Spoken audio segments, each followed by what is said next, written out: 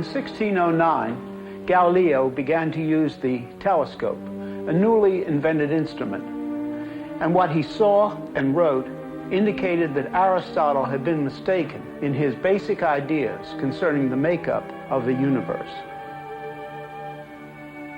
When the Roman Church attacked Galileo and Copernicus, it was not because their teaching contained anything contrary to the Bible, but Copernicus and Galileo's teaching did deny the Aristotelian elements which had become a part of the teaching of the Church. Copernicus taught that the earth went around the sun and not the sun around the earth. And Galileo defended the compatibility of Copernicus and the Bible. Condemned by the Roman Inquisition in 1632, Galileo was forced to back down. But his writings continued to testify not only that Copernicus was right, but that Aristotle was wrong.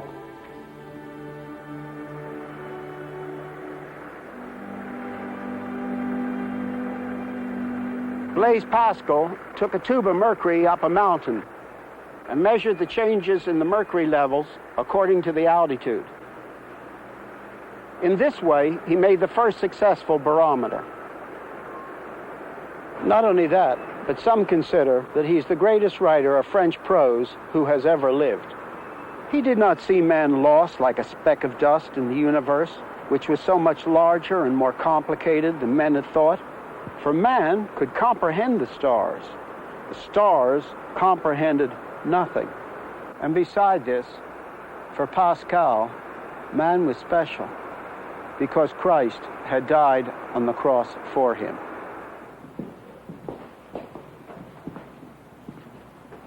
What I have in my hand is not the proverbial apple that supposedly fell on Newton's head. What I have is a heavier object which would have knocked him out. As I take away my hand, it will fall to the ground. But listen, what was that second noise? Listen again. What you heard, of course, was an echo. Here at Cambridge University, Newton worked out the speed of sound by timing the interval of an echo over a known distance. He also came to the conclusion that there was a universal force of attraction between every body in the universe. He called this gravity. Newton's mathematical principles of natural philosophy became one of the most influential books in the history of human thought. It has been said that the 17th century scientists had an interest in the how, but not the why. Not true. For Newton and many scientists of that period, there was no problem concerning the why, because Newton began with the existence of a personal God who had created the universe. Newton had an intense interest in the Bible, because in his view, the same God who had created the universe gave men truth in the Bible. Newton and the other men of that period would have been utterly astounded at anyone who had an obsession with the how without having a professional interest in the why. Francis Bacon, lawyer, essayist, Lord Chancellor of England, stressed careful observation and systematic collection of information in order to unlock nature's secrets. He too took the Bible seriously, including the historic fall, the revolt of man in history. Man, by the fall, fell at the same time from his state of innocence and from his dominion over creation. Both of these losses, however, can, even in this life, be in some parts repaired. The former by religion and faith, the latter by the arts and sciences. To these founders of modern science, man, including his science, is not on his own. He is to take seriously the teaching of the Bible concerning history and the cosmos. And yet, art and science in themselves have value before man and God. This gave a strong impetus to the creative movings of science, not to be merely a passing thing, but to be continuous. God himself had given benevolent dominion over nature to men, and for Bacon, science had a part in this. To find out about the world was worthwhile because of men investigating God's marvelous creation.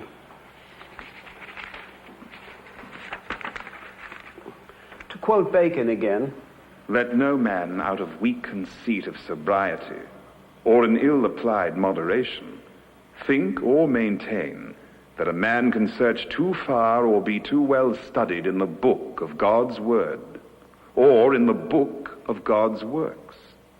The book of God's Word is, of course, the Bible. The book of God's works is the universe which God had made.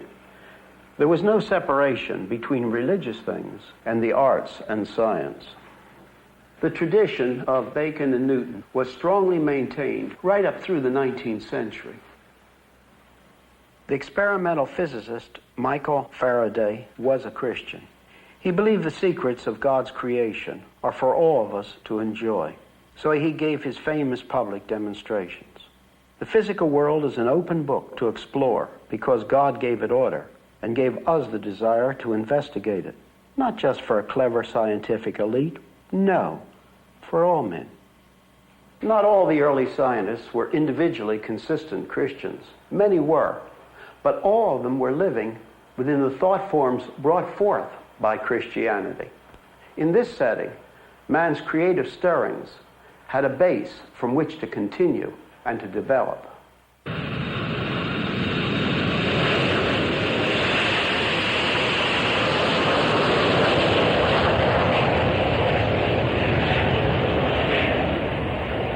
Knowing that the universe had been created by a reasonable God, the scientists, upon a Christian base, were able to move out with confidence, expecting to be able to find out about the universe by observation and experiment. Without this base, this foundation, modern Western science would never have been born. Without this base, Chinese science, though it had promising beginnings, never came to maturity. There was no confidence that the code of nature's laws could be unveiled and read, because there was no assurance that a divine being, even more rational than ourselves, had ever formulated such a code capable of being read. And this was said by Joseph Needham, an expert on this subject. The same thing could be said about Arab science. Without a Christian base, they lost their interest in science eventually. The Christian base, then, did not hinder science. The Christian base made modern science possible. In 1962, J. Robert Oppenheimer said that modern science was born out of the Christian life form. His field was that of atomic energy. He was also director for the Institute of Advanced Study at Princeton. Alfred North Whitehead, well-known mathematician and philosopher, said that Christianity was the mother of science. These views were held both by the pre-Reformation church and also in the teachings of the Reformers. Both held that the universe was created by God and that God is a reasonable God, as the Bible says he is. But we may ask, isn't science now in a new state, one in which the concept of an orderly universe is passé? It is often said that the worldview of relativity, that there are no absolute values and that everything is relative, is supported by Einstein's theory of relativity. But this is wrong. Einstein said that light travels at a constant speed in a vacuum everywhere in the universe. Therefore, nothing is less relative than the theory of relativity. Einstein himself was strongly opposed to this type of thinking. I cannot believe that God plays dice with the cosmos. We really do live in a cause and effect universe. If this space vehicle is to fly, it must be constructed according to the existing order of the universe. When something happens, No matter what we may say we believe, we look for something that happened previously as an explanation. If this were not possible, nothing could be explained, and science could not be applied with reliability. Because we live in a universe where cause produces effect, this space vehicle can fly thousands of miles and land exactly on target. You see cause. The flight of the spacecraft is charted. Effect. It lands where it is supposed to. We know we live in a universe that is much more complex than men, including scientists, once thought it to be. But that is a far cry from the concept of a random universe. What view of the universe did Galileo, Newton, Faraday, and others who shared a Christian base have? They held that the universe was an open universe because God and man are not a part of an all-inclusive cosmic machine. There is something profound in this. The machine, whether it is the cosmic machine or a machine which men make, is not a master nor a threat because the machine does not include everything. There is a place for man to be man. Later, when the Christian base was lost, the mechanical laws of cause and effect, which had been applied to chemistry, to astronomy, and to physics, were now applied equally to man and to society. The earlier scientists, the founders of modern science, would not have accepted this concept. With it, immediately there was no place for God, but equally no place for man as man. Man died, and love died. There is no place for love in a totally closed cause and effect system. And there is no place for morals. And there is no place for the freedom of man. There is no place for the significance of man. Man becomes a zero. Life becomes pointless, devoid of meaning.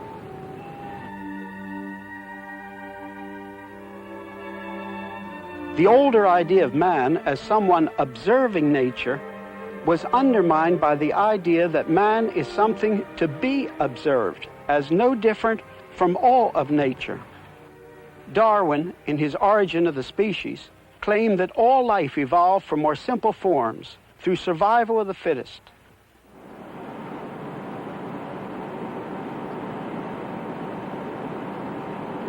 The concept of an unbroken line from the molecule to man, merely on the basis of time and chance, does not answer either of the two questions of the how or the why which occupied Newton and Bacon.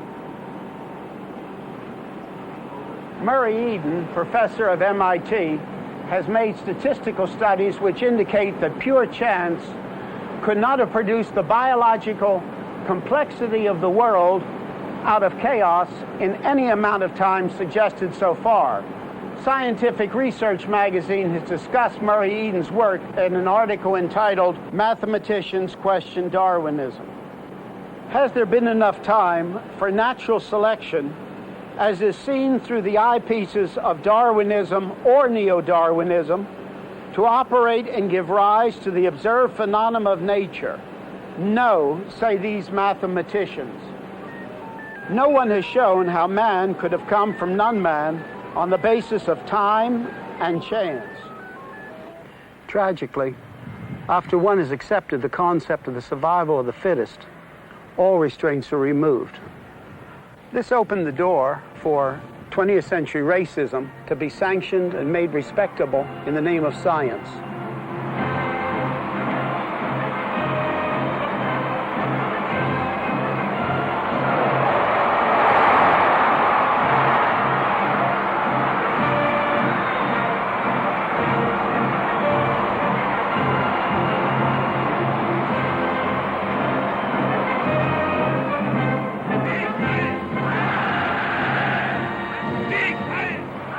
When biblical Christianity ceased to provide the consensus for German society, when political and economic chaos, as well as moral permissiveness, prevailed, the stage was set for the Nazi movement. Heinrich Himmler who was the head of the Gestapo, stated the law of nature must take its course in the survival of the fittest. Hitler stated numerous times that Christianity and its concept of charity should be replaced by the ethic of strength over weakness, the survival of the fittest. There were many factors in the rise of National Socialism in Germany, but in that setting, the evolutionary survival of the fittest concept sanctioned what occurred.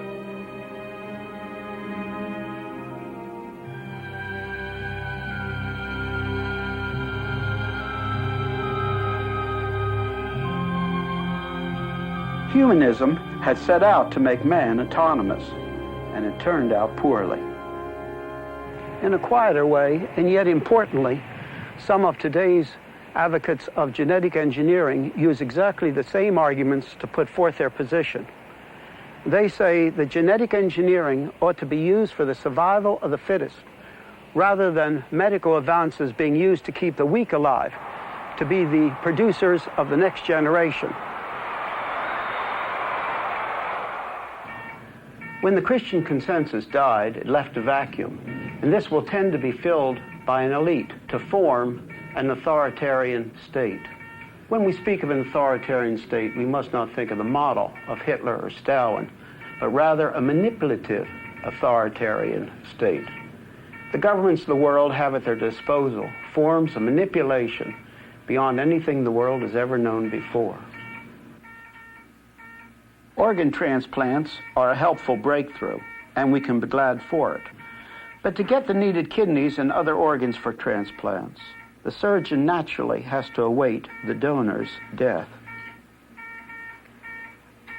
The accepted definition of death used to be the cessation of heartbeat and breathing. Now the definition is a flat brain wave.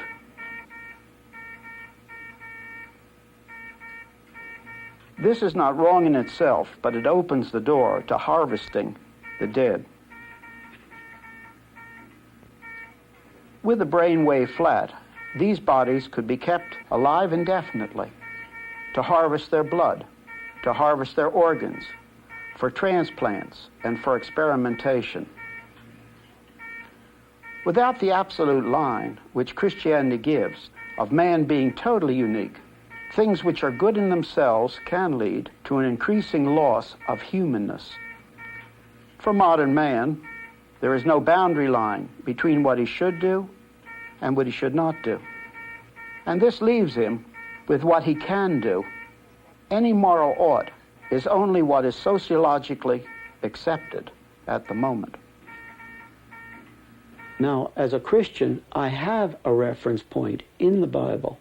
I have a reference point by what it teaches. And in this way, I have something to judge things by.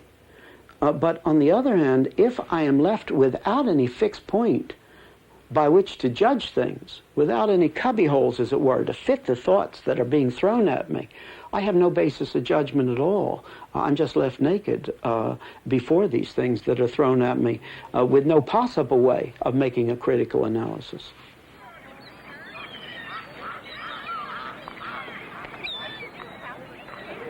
Many couples today cannot have children because of a low sperm count on the part of the husband.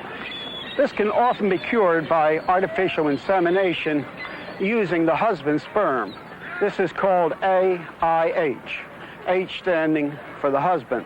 This is surely a help to many couples. There then comes AID, sperm by a donor, another man. Where is the boundary line? Where does adultery begin? At present in Britain, such a child would be considered illegitimate. In the book, Our Future Inheritance, Choice or Chance, it is written, perhaps the most sensible suggestion made is that the concept of legitimacy be removed altogether. This is not only a change of morals, but a weakening of the family. They make this change upon the basis of what they call social hindrance. It is what I call sociological law. We would all be glad to see the genetic diseases cured. But once the borderlines are removed, which are based upon the biblical absolutes, then humanness can be and is lost increasingly. And increasingly, full genetic engineering is accepted, and so is control. It is B.F. Skinner's thesis that all the people are is the result of conditioning by society, and that through positive reinforcers, society should make people into what it wants them to be. George T. Harris, in Psychology Today, says, nobody would panic at Skinner's attack upon our idea of freedom if he were only talking. But he has a program and followers to push it. Such behaviors are often found where it counts. At times, they control education in the schools, down to the lowest grades. With all forms of determinism, man as man dies. The determinist has no way to derive his values from what exists, and hence his values and his morals must be chosen arbitrarily. Once this way of thinking is accepted, it is much easier to impose arbitrary absolutes. To quote B.F. Skinner, to man as man, we readily say, good riddance. I think we'd have to say, and it's not tried at all, though it's often been said, that science has become our new religion. We have been conditioned to accept the objectivity of the scientists without realizing that often their views are very clearly shaped by their philosophy or by their worldview. And therefore, having accepted this objectivity almost blindly and having it driven into us, whether it would be the more exact sciences, for instance, astronomy or chemistry or physics, or what now is accepted as almost exact sciences of sociology and psychology, having been accepted, having been conditioned to accept these things, people just stop listening. They just take what they're told without any critical analysis. It is well known that in Russia, political prisoners are put into mental institutions to be reconditioned, and thus they lose their civil rights and they become non-persons. But conditioning does not have to be so crude in order to be effective. In the West, the flood of books and articles and ideas about psychological, sociological, and chemical determinism has opened the way for the acceptance of first the idea and then the practice of manipulation. People have been increasingly conditioned to be treated as machines and to treat other people as machines. And the technical breakthroughs have largely been made for manipulation. No less a person than Arthur Kessler, the noted scientist and author, has suggested that a chemical agent be developed to rid men of aggression and give him tranquility. In other words, a super tranquilizer. Just like those who wanted to put LSD into the water supply, he suggested that some community may put it in its drinking water so that everyone could get the effects of it. In this section, I'm giving that which has been reported in various newspapers and news magazines. Kenneth B. Clark, one-time president of the American Psychological Association, suggested in 1971 that all political leaders should have to take anti-aggression pills so they could not be aggressive. And the head of the gynecology and obstetrics department of the Kansas City University Medical School, Dr. Kermit Cranty, urged that birth control pills be put into the world's drinking supplies to control population. And some have suggested that the state could dispense yet another drug to certain households to neutralize the pill. This way the state could decide who could have babies and who could not. Russell V. Lee, clinical professor emeritus of Stanford University Medical School, said that all public officials should have to have psychological annual testing in depth. And in the case of a high federal official. If the committee thinks it's necessary, the findings could be turned over to a congressional committee who would have the power to remove the official from office. One little thing. The men who dispense the pills and who do the psychological testing will be king. Who will control the controllers? And what will happen now that the line between what man should do and what he can do is obliterated? And if man is only a conditioned machine, what is the value of the continuation of mankind?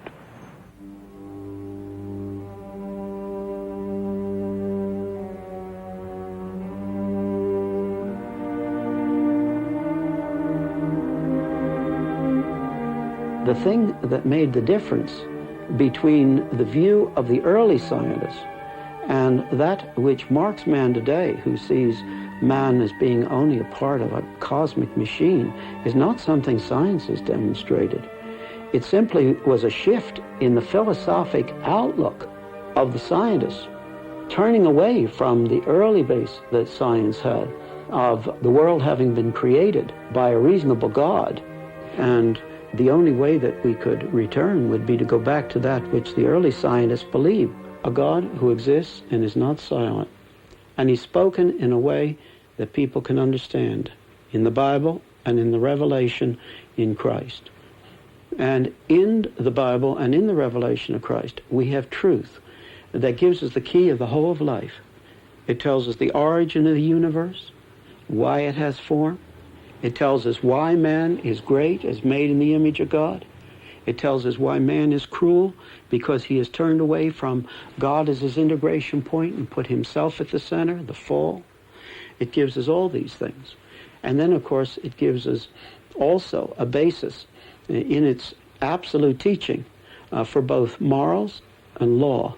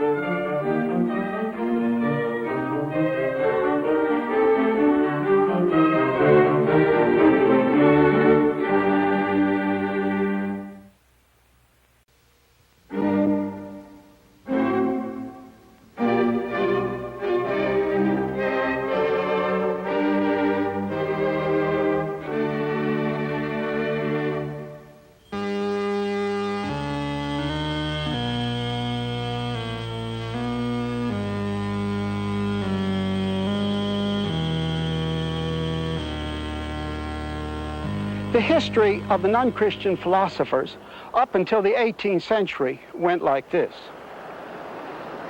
Here is a circle which stands for what the unified and true knowledge of the universe is. Then the next man would say no and cross out the circle. But he then would say, here is the circle. And the next man would say no and cross out that circle. Then he would make his circle. And the next man would cross it out and make his circle. This continued through the centuries. They never found the circle, but they optimistically believed someone would, beginning only from man himself and on the basis of man's reasoning alone.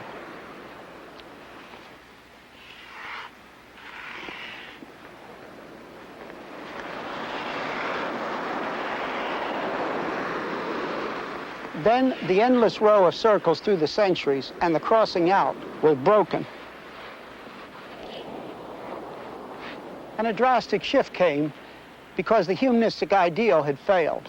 Humanistic man gave up his optimism for pessimism. He gave up the hope of a unified answer. And this makes modern man who he is. Jean-Jacques Rousseau, philosopher from Geneva. He lived in the 18th century. He thought primitive man, the noble savage, to be superior to civilized man.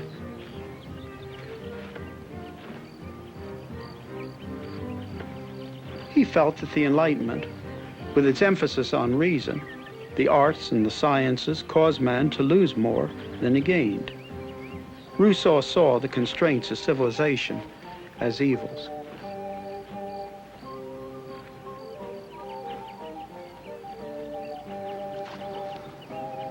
L'homme est né libre, et cependant, partout il est dans les fers.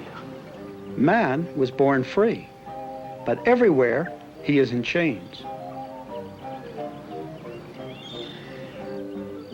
He demanded not just freedom from God or the Bible, but freedom from any kind of restraint. Freedom from culture, freedom from authority, absolute freedom for the individual, with the individual at the center of the universe. When applied to the individual, his concept led to the bohemian ideal, where the hero was the man who fought all standards and all values and all restraints of society. When Rousseau applied his concept of autonomous freedom to society, his concept would not function. Whosoever refuses to obey the general will shall be compelled to do so by the whole body. Rousseau wrote this in 1762. This means nothing less than that he will be forced to be free. In other words, tyranny, a tyranny that carried his position to its logical conclusion in the reign of terror of the French Revolution. Robespierre, the king of the terror, genuinely saw himself putting Rousseau's ideas into practice.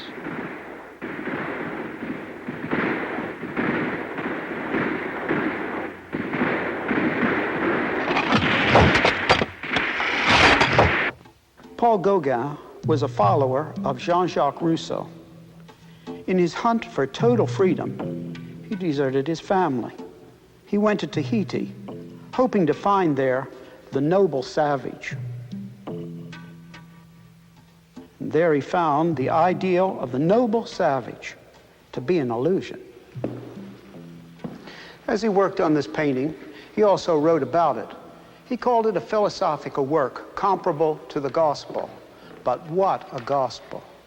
Gauguin himself said, "Close to the death of an old woman, a strange, stupid bird concludes. Whence? What? Whither?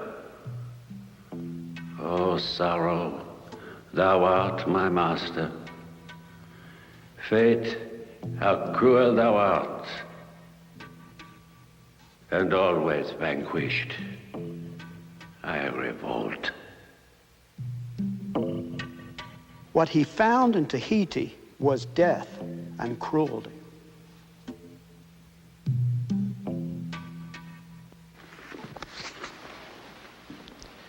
The man is good by nature, as Rousseau claimed, is no more true of primitive man than of civilized man. When Gauguin finished this painting, he tried to commit suicide, but he did not succeed. There was one man who well understood the logical conclusion of the deification of nature, the Marquis de Sade. If nature is all, then what is right. and nothing more can be said.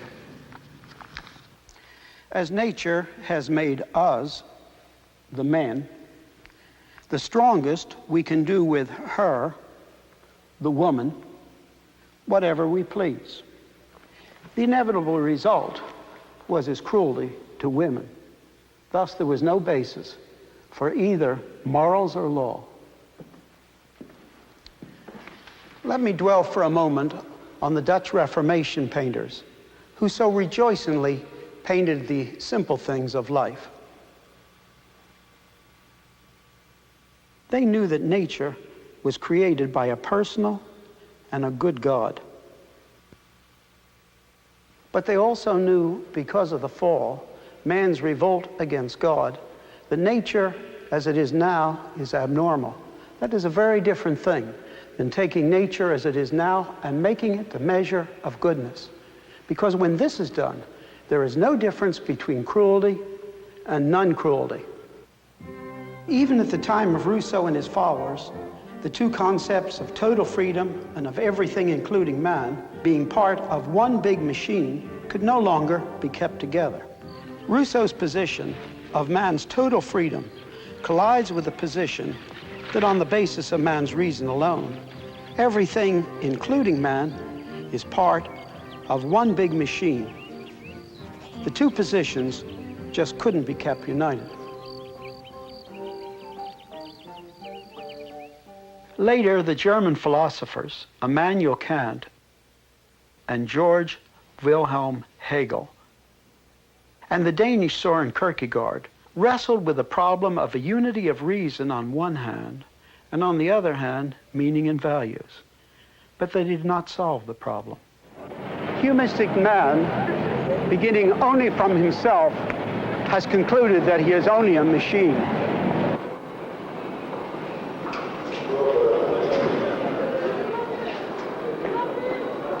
Humanistic man has no place for a personal God, but there is also no place for man's significance as man, no place for love, no place for freedom.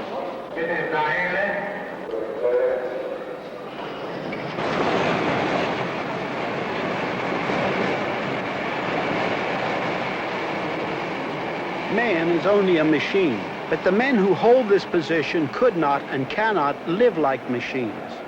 If they could, modern man would not have his tensions, either in his intellectual position or in his life. But he can't.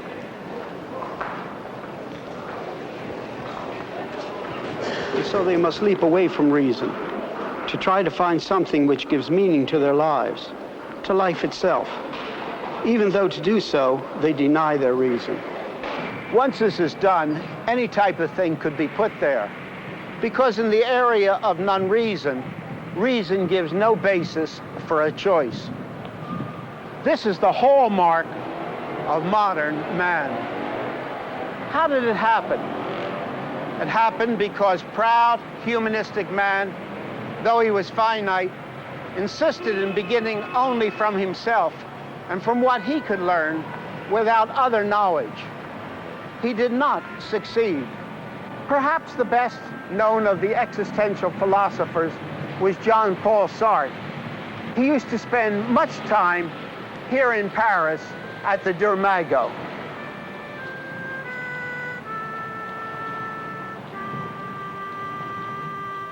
His position is that in the area of reason, everything is absurd, but that one can authenticate himself, that is, give validity to his existence by an act of the will.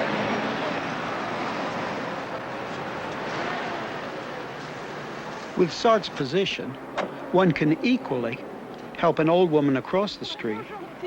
Merci, monsieur. Oh, ben, vous savez de nos jours, hein? Merci, monsieur. Merci beaucoup.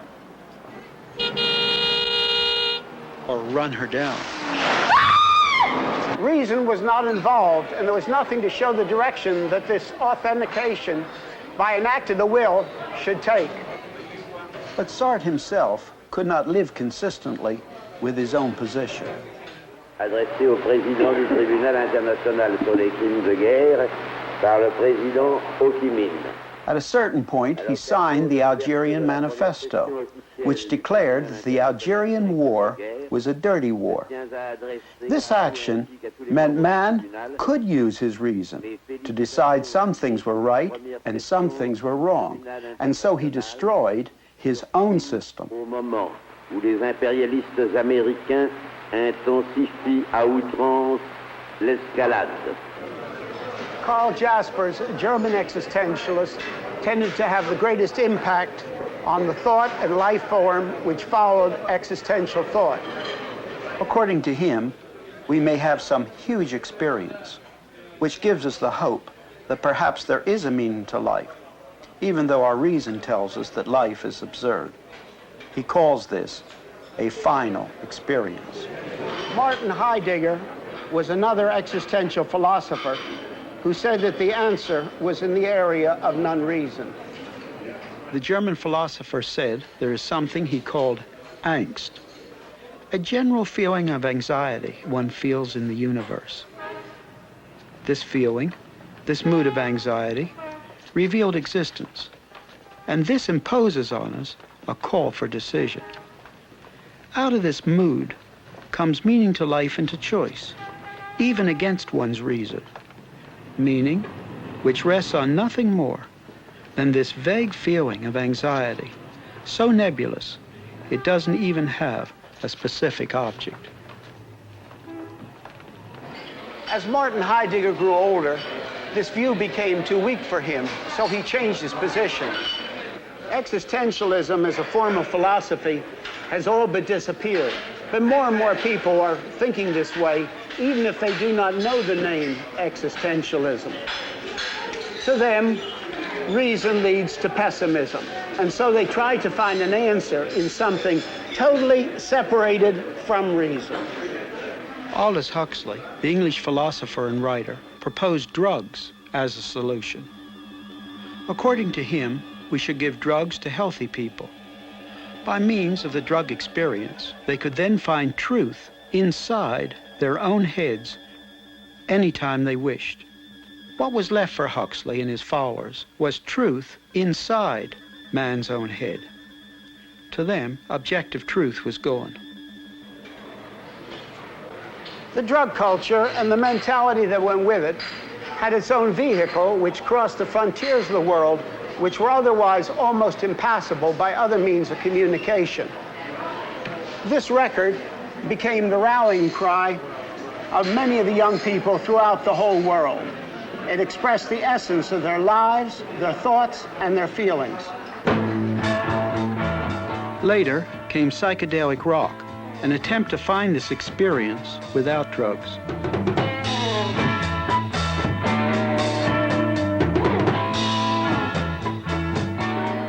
The younger people and the older ones tried drug taking, but then turned to the Eastern religions. Both drugs and the Eastern religions seek truth inside one's own head, in negation of reason. The central reason for the popularity of Eastern religions in the West is a hope for non-rational meaning to life and values. The reason young people turn to the Eastern religions and so on is simply the fact, as we have said, and that is that man having moved into the area of non-reason, you can put anything up there. And the heart of the Eastern religion is a denial of reason, just exactly as the idealistic drug taking was. And so the turning to the Eastern religions today fits exactly into the modern existential methodology, the existential thinking of modern man, of trying to find some optimistic hope in the area of non-reason when he's given up hope on a humanistic basis of finding any kind of unifying answer to life, any meaning to life in the answer of reason. Though demons do not fit into modern man's conclusions on the basis of his reason, many modern people feel that even demons are better than everything in the universe, being only one big machine.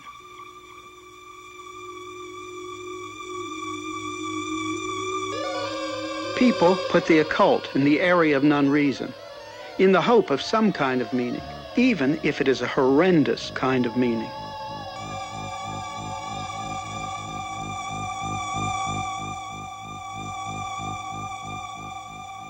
One must feel as a Christian a real sorrow for these people. But as far as the blame is concerned, we must understand these people who have turned to this are not to blame. They must bear their own kind of blame of individual choices. But basically, they're not to blame.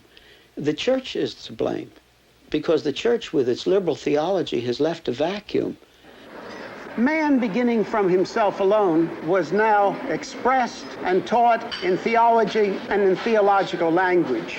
In the Renaissance, men had attempted to mix Aristotle and Plato with Christianity. This new theology was an attempt to combine the rationalism of the Enlightenment with Christianity. It is often called religious liberalism. It was embarrassed by the supernatural and often denied it entirely. For example, the resurrection of Christ from the dead. But it tried to hold on to a historical Jesus by sifting out from the New Testament all those supernatural elements which the New Testament taught about Jesus. This attempt came to a climax with Albert Schweitzer's famous book, Quest of the Historical Jesus. It failed. It failed to rid the New Testament account of the supernatural and still keep an historic Christ. The historic Jesus could not be separated from the supernatural events connected with him in the New Testament. History and the supernatural are too interwoven in the New Testament. If one kept any of the historical Jesus, one had to keep some of the supernatural. If one got rid of all the supernatural, one had no historical Jesus.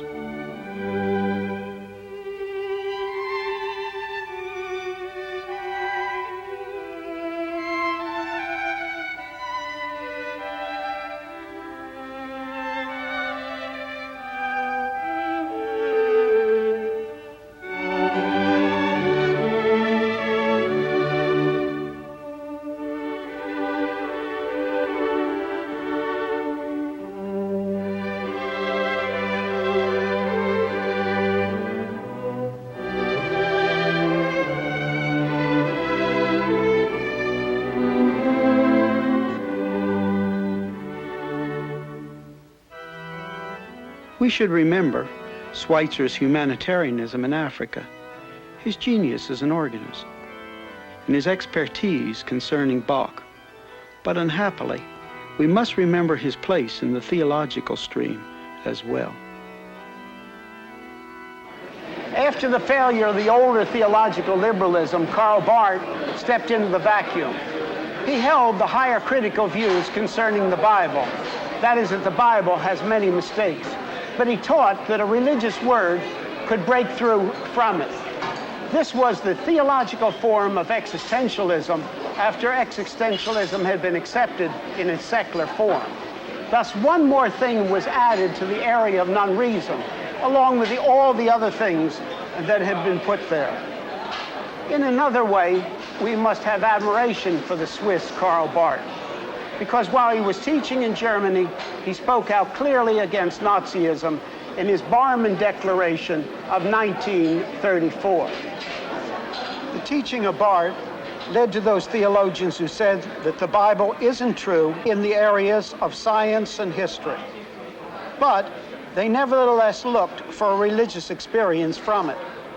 And for many adherents of this theology, the Bible does not give absolutes in regard to what is right or wrong either.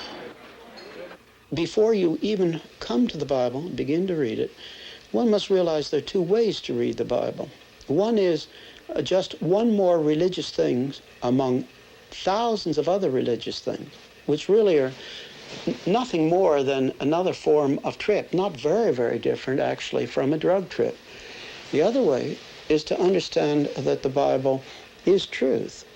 And as such, what we're listening to is something that is completely contrary to what we hear about us on every side, namely merely statistical averages, relativistic things.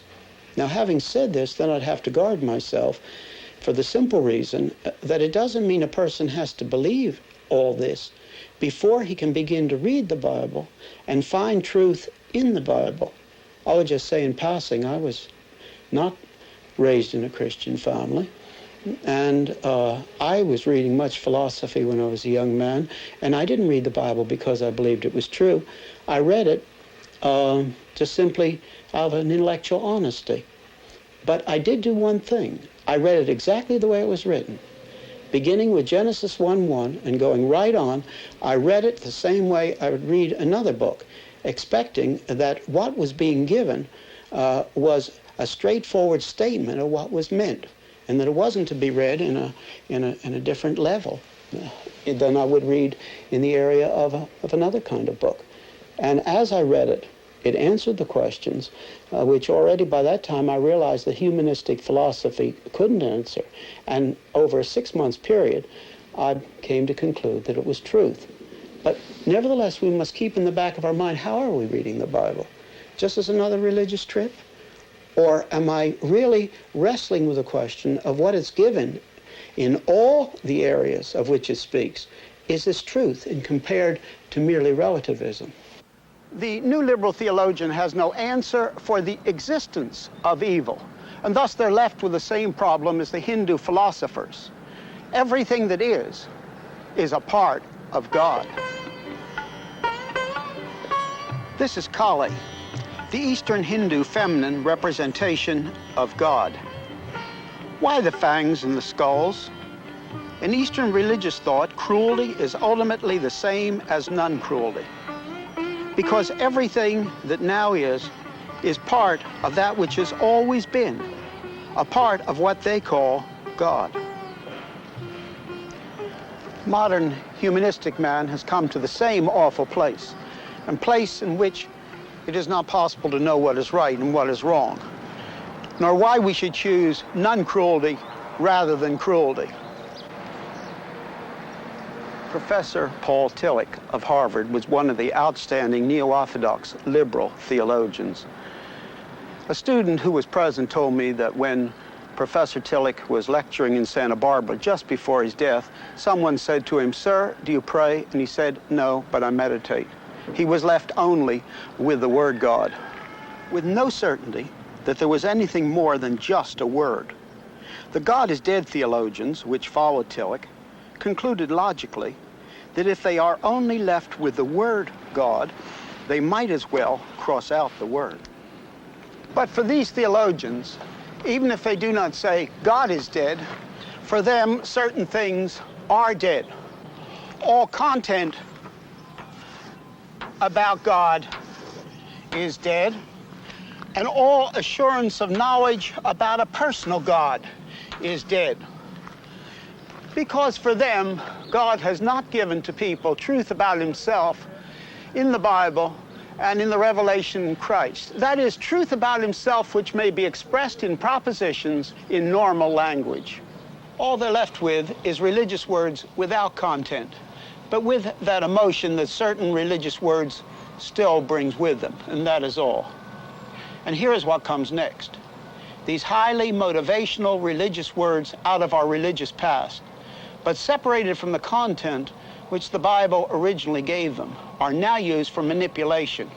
Manipulation in such areas as a change in sexual ethic, but also legal and political manipulation. If God is dead, if content about God is dead, if the knowledge of a personal God who has not been silent but has given us truth is dead, then everything for which God gives an answer and meaning is dead as well. And yet, people, no matter who they say they are, cry out for meaning and values.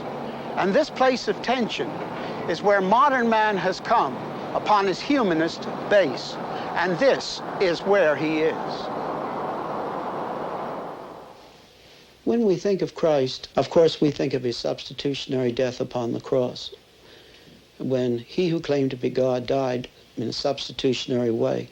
And as such, his death had infinite value. And as we accept that gift, raising the empty hands of faith and accepting it with no humanistic elements, we have that which is real life, and that is in being in relationship to the infinite personal God who is there, and in being in a personal relationship to him. But Christ brings life in another way that often is not as clearly thought about, perhaps, and that is that he connects himself with what the Bible teaches in his teaching. And as such, he is a prophet as well as a savior. And it's upon the basis of what he taught and the Bible teaches, because he himself wraps these together, that we have life instead of death, in the sense of having some knowledge that is more than man can have from himself, beginning from himself alone. Both of these elements are the place where Christ gives us life.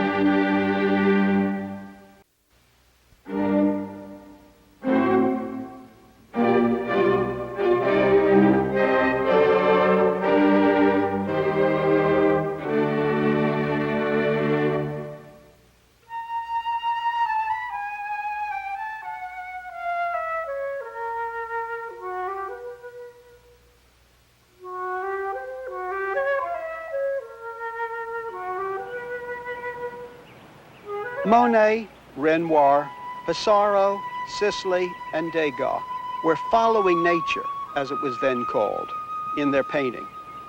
They were impressionists. They painted only what their eyes brought them.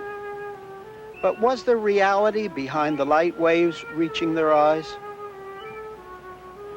After 1885, Monet carried this to its conclusion, and reality tended to become a dream. With Impressionism, the door was opened for art to become the vehicle for modern thought. As reality became a dream, Impressionism began to fall apart. These men, Cézanne, Van Gogh, Gauguin, Seurat, all great post-impressionists, felt the problem, felt the loss of meaning. They set out to solve the problem, to find the way back to the reality, to the absolute, behind the individual things, behind the particulars. Ultimately, they failed.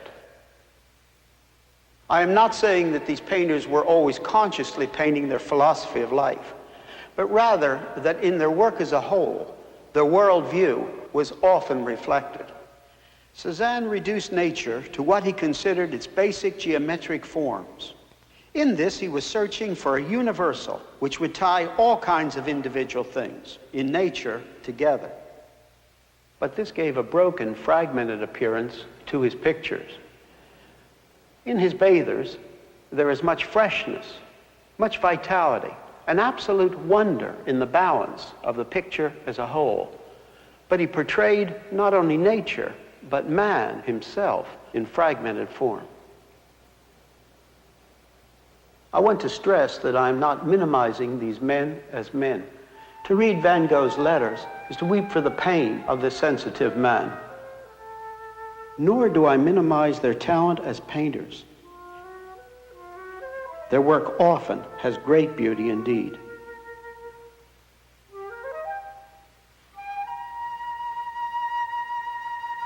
But their art did become the vehicle of modern man's view of fractured truth and life.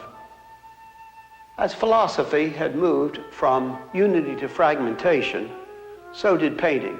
In 1912, Kandinsky wrote an article saying that insofar as the old harmony, that is, a unity of knowledge, had been lost, that only two possibilities remained: extreme abstraction or extreme naturalism. Both, he said, were equal. With this painting, modern art was born. Picasso painted it in 1907 and called it Les Demoiselles d'Avignon. It unites Cézanne's fragmentation with Gauguin's concept of the noble savage, using the form of the African mask, which was popular with the Parisian art circle of that time. In great art, technique is united with worldview. And the technique of fragmentation fits well with the worldview of modern man. A view of a fragmented world and fragmented man, and a complete break with the art of the Renaissance, which was founded on man's humanist hopes. Here, man is made to be less than man. Humanity is lost.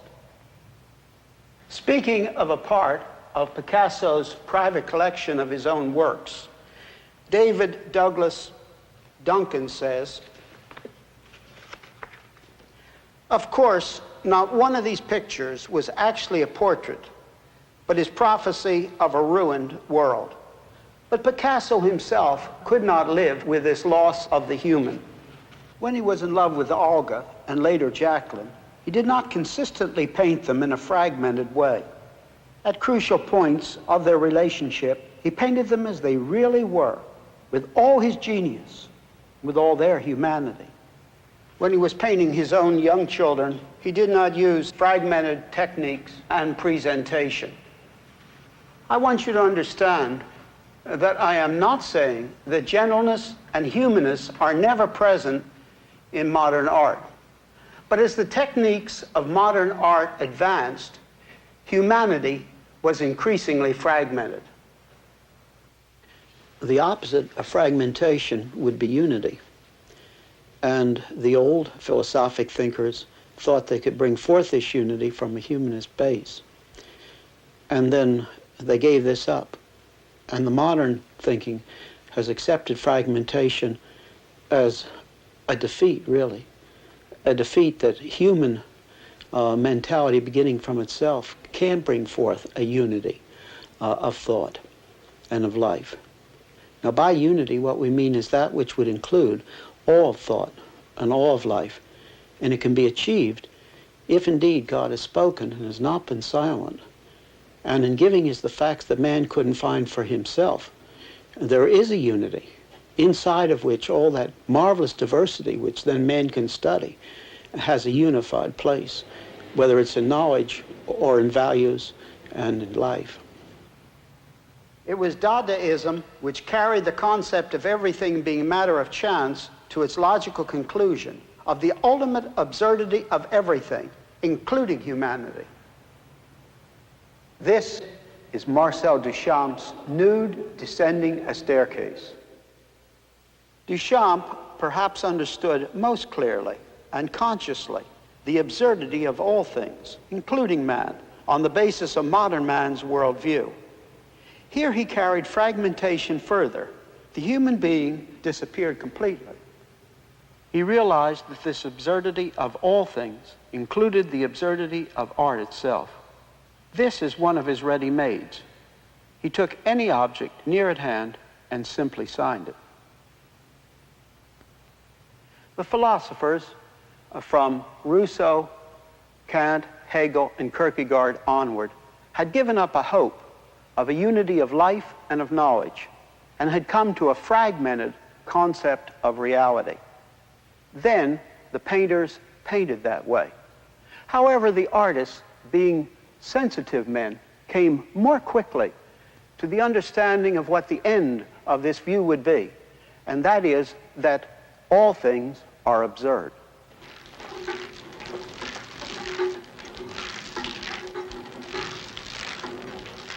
The American Jackson Pollock is perhaps the clearest example of deliberately painting in a way that says all is chance. This is how Pollock went about creating some of his art. Thus, his paintings were a product of chance. But wait, is there not order in these lines of paint? Yes, because you see, it is not really chance that shaped his canvases. The universe is not a random universe. It has order. The movement of this swinging can of paint follows the order of the universe itself. The universe is not what these painters said it is. It was a bankrupt humanistic philosophy which first taught that reason leads to pessimism and that optimism is only to be found in the area of non-reason. This basic idea filtered down to art and then to classical music and later to popular music.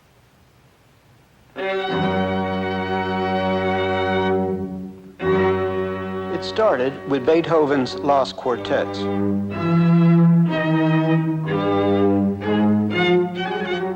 You could not call these modern, but there was a shift from the previous music.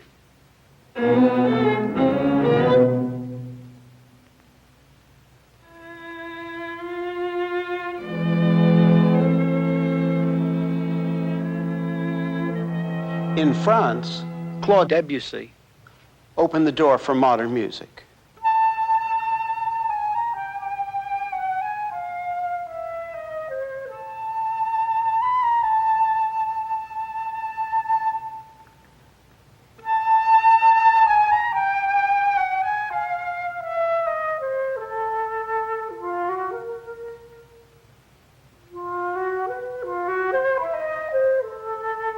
Many of us have a profound admiration for his music and enjoy it very much indeed. But Debussy did open the door, not to non-resolution, as the German composers did, but to fragmentation, a fragmentation parallel to the fragmentation in painting. A fragmentation which was a great influence on almost all the following composers of classical music, as well as the later forms of jazz and rock.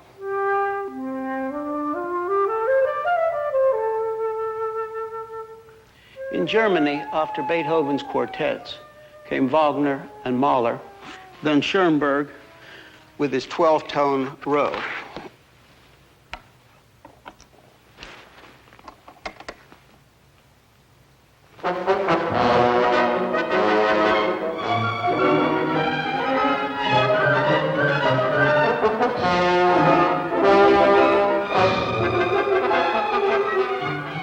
Here's perpetual variation, but never resolution.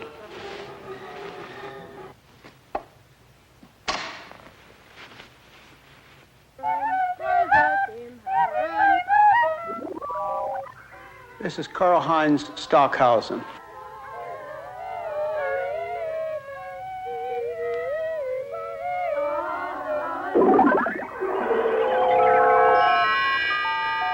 You're listening to the published score of electronic music. Concern with the element of chance was part of Stockhausen's work. This ties him in with John Cage.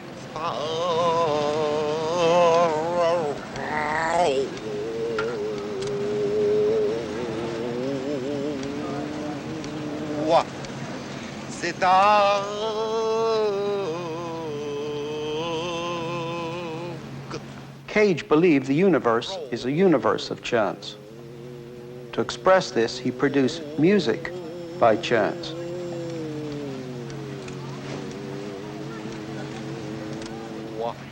Cage's music turned out to be sheer noise.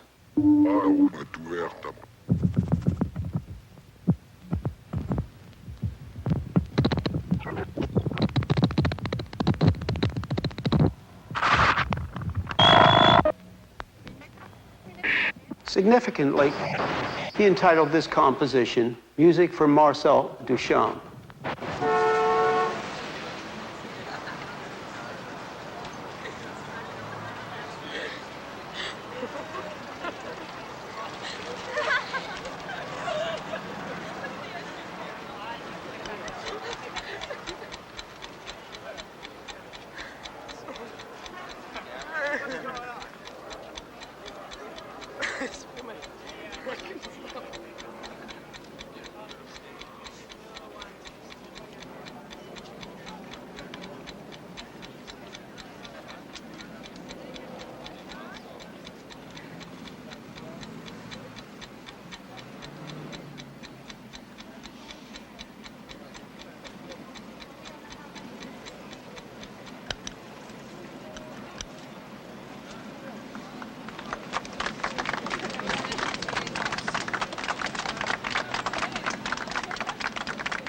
John Cage was another one who could not live with his concept of a chance universe because it does not fit the universe which exists. Cage was an expert in the knowledge of mushrooms. He himself said, "I became aware that if I approached mushrooms in the spirit of my chance operation, I would die shortly."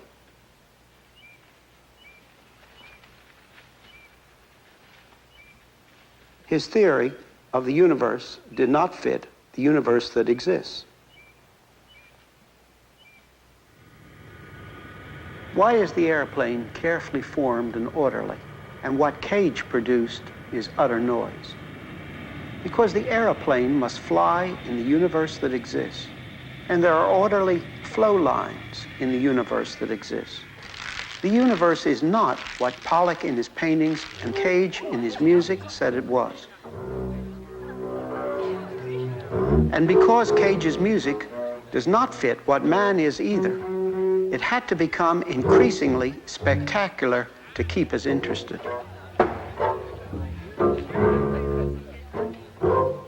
Hey! What a contrast to Bach, who had much diversity and yet always resolution.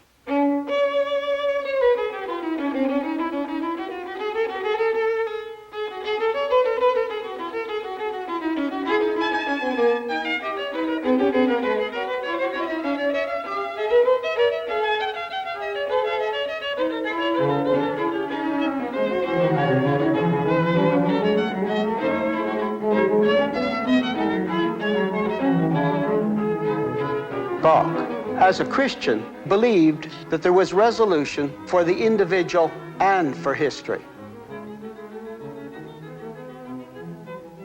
As the music that came out of the biblical teaching of the Reformation was influenced by that worldview, so the worldview of modern man shapes modern music.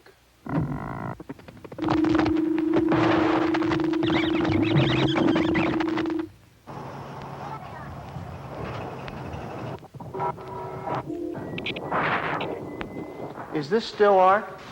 Is it not rather a bare philosophic intellectual statement, separated from the fullness of who man is and what the universe is, tending to be only a bare intellectual statement rather than a work of art?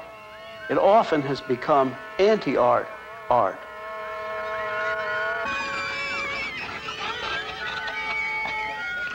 After philosophy, art, and music, poetry, the novel, and drama became the vehicle for these ideas. In the English-speaking world, T.S. Eliot's The Wasteland came first. Le Prince d'Aquitaine à la Tour Abolique. These fragments I have shored against my ruin. Why, then I'll fit you. Hieronymo's mad again. Data, Dayadvam, Damyata. Shanti, Shanti, Shanti. You see, he matches a fragmented message with a fragmented form of poetry. Just as Picasso opened the way for a fragmented concept of life in Les Demoiselles d'Avignon, so fragmented poetry in the English-speaking world began with T.S. Eliot's Wasteland. Later, Eliot became a Christian, and his form of writing changed from that of the Wasteland. More and more, philosophy was expressed not as formal statements of philosophy as such, but rather in the novel and other art forms. Sartre wrote Nausea, Camus, The Stranger, and The Plague, and Simone de Beauvoir, L'Invité.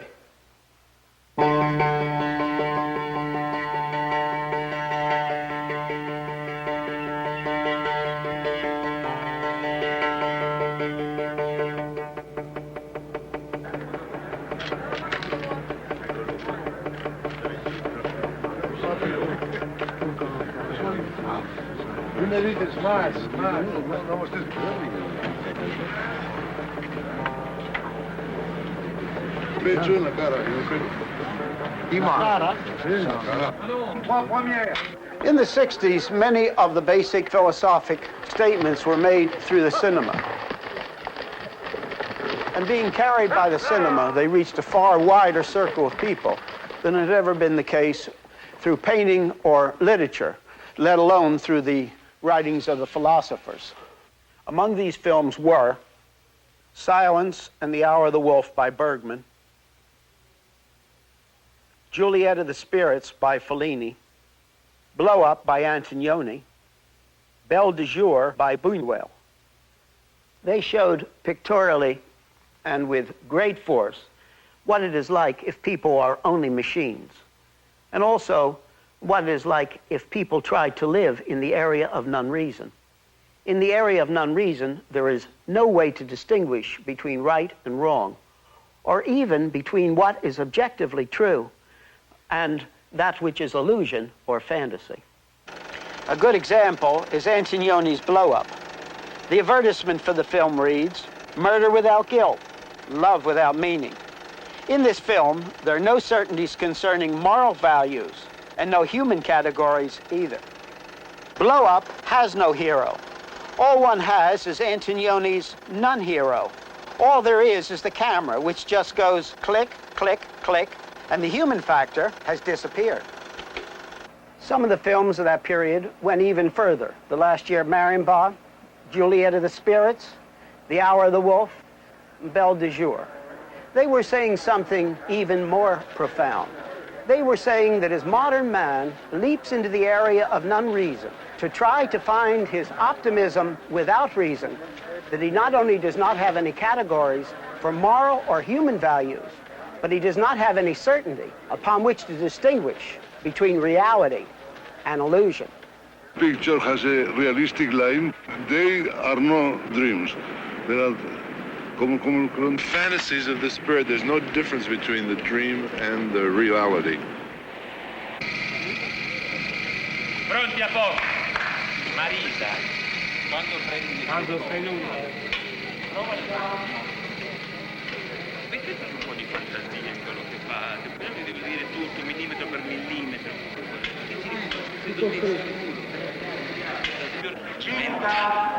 E là.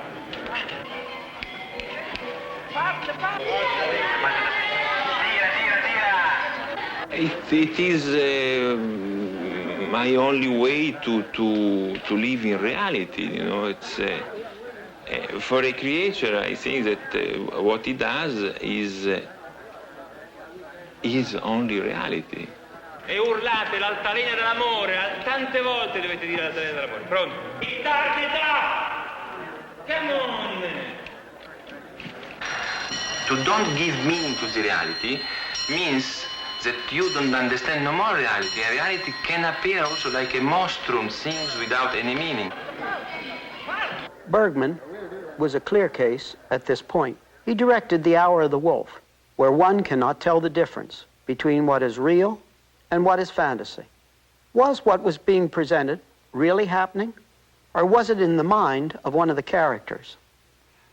If people begin only from themselves and think that they live in a universe in which there is no personal God to speak, a universe such as Bergman indicated in his film Silence, then they have no final way to distinguish between reality and fantasy or illusion. But Bergman, like Sartre and Camus, could not live consistently with his own position, and therefore the background music for the film Silence is Bach's Goldberg variations. Bergman said, "There's a small, holy part of the human being where music speaks." Bergman also said that while he was writing the script for the film Silence, that he had the music of Bach's Goldberg variations playing in his home, and the music interfered with that which was being set forth in that film.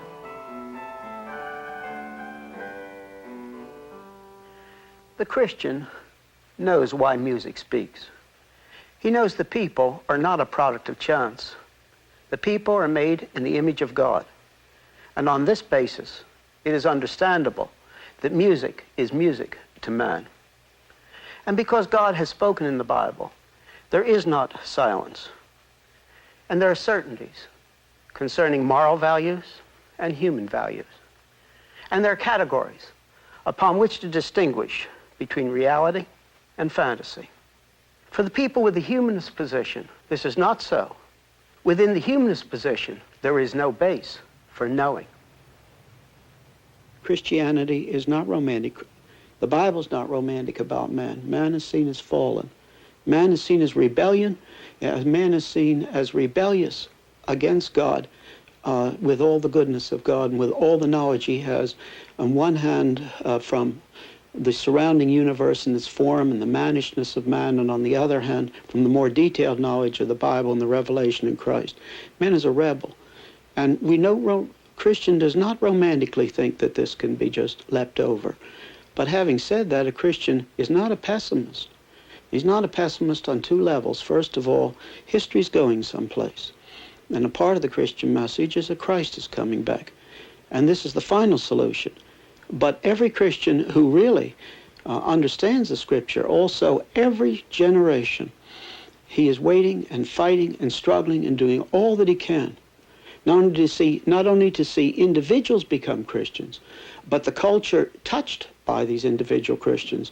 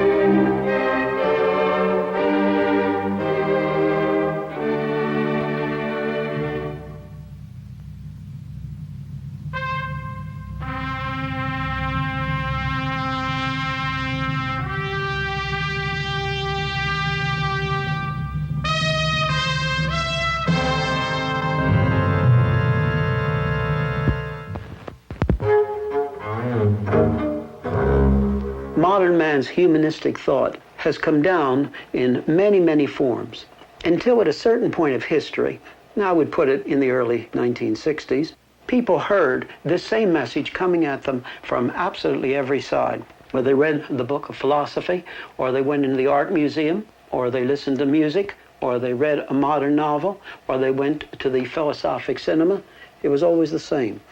And that is that on the humanistic basis, reason leads to despair, to no answers. And people should try to find answers in the area of non-reason. It had brought people to the place where there were no fixed values whatsoever. These were completely gone. And the great majority of people had come to the place where they had only two horrendous values, absolutely horrible values: personal peace and affluence.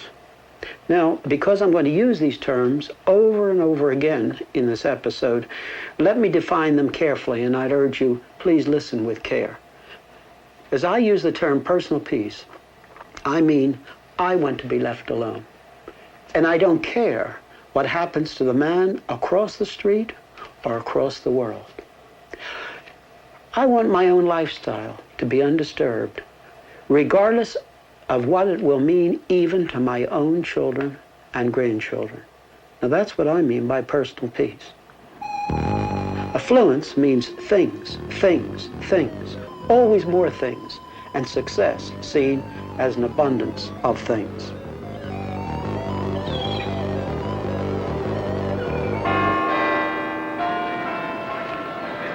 In the early 60s, a whole generation had been injected by the teaching that reason leads only to pessimism in the area of a meaning of life and of any values. Students have been hearing this from the professors for a long, long time. Understood, interpreted. One, therefore, is... As a matter of fact, there was a generation that had never been taught anything else. But there was an inconsistency here, because most of these professors who taught that life had no meaning and there were no fixed values, they didn't live that way. They were living in the memory of the past.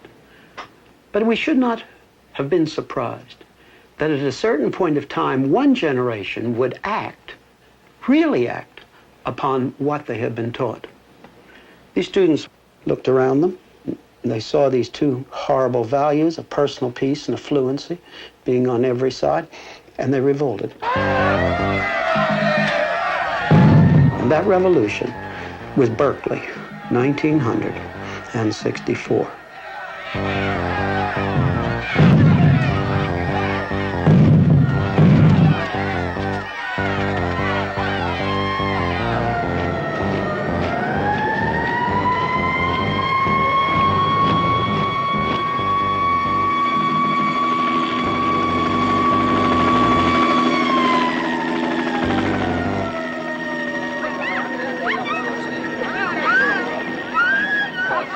Looking back into that which is now past history, we don't understand where we are today unless we take a moment to understand the flow through Berkeley of 1964. They really wanted to escape the two values of personal peace and affluency. And they did it in two different ways.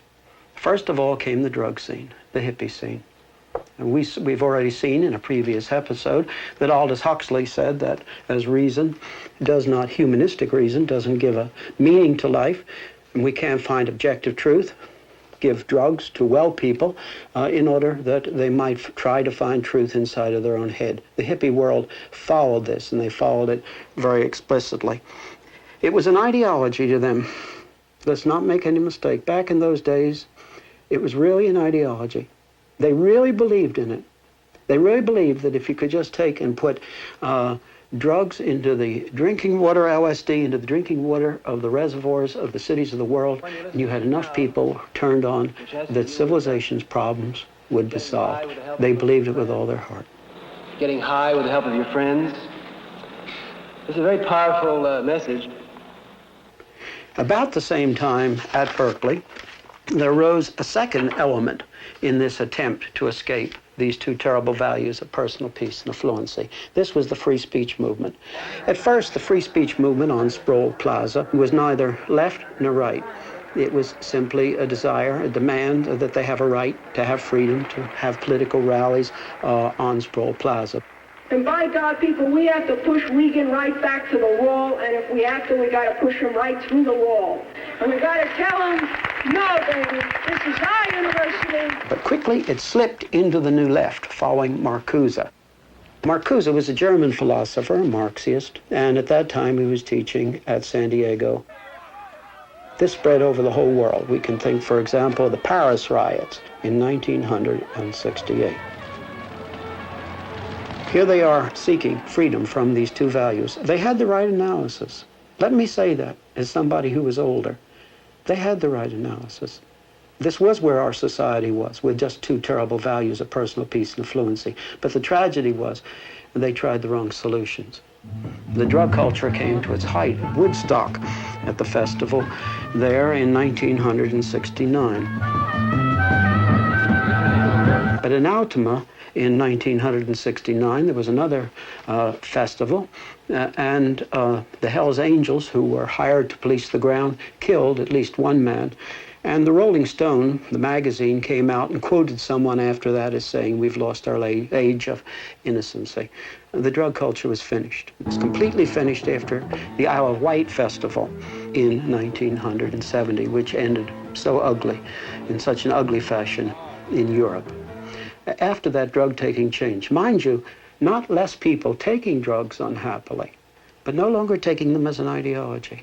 The unhappy thing is probably more people are taking drugs and taking them at a younger age. But drug-taking as an ideology was absolutely done.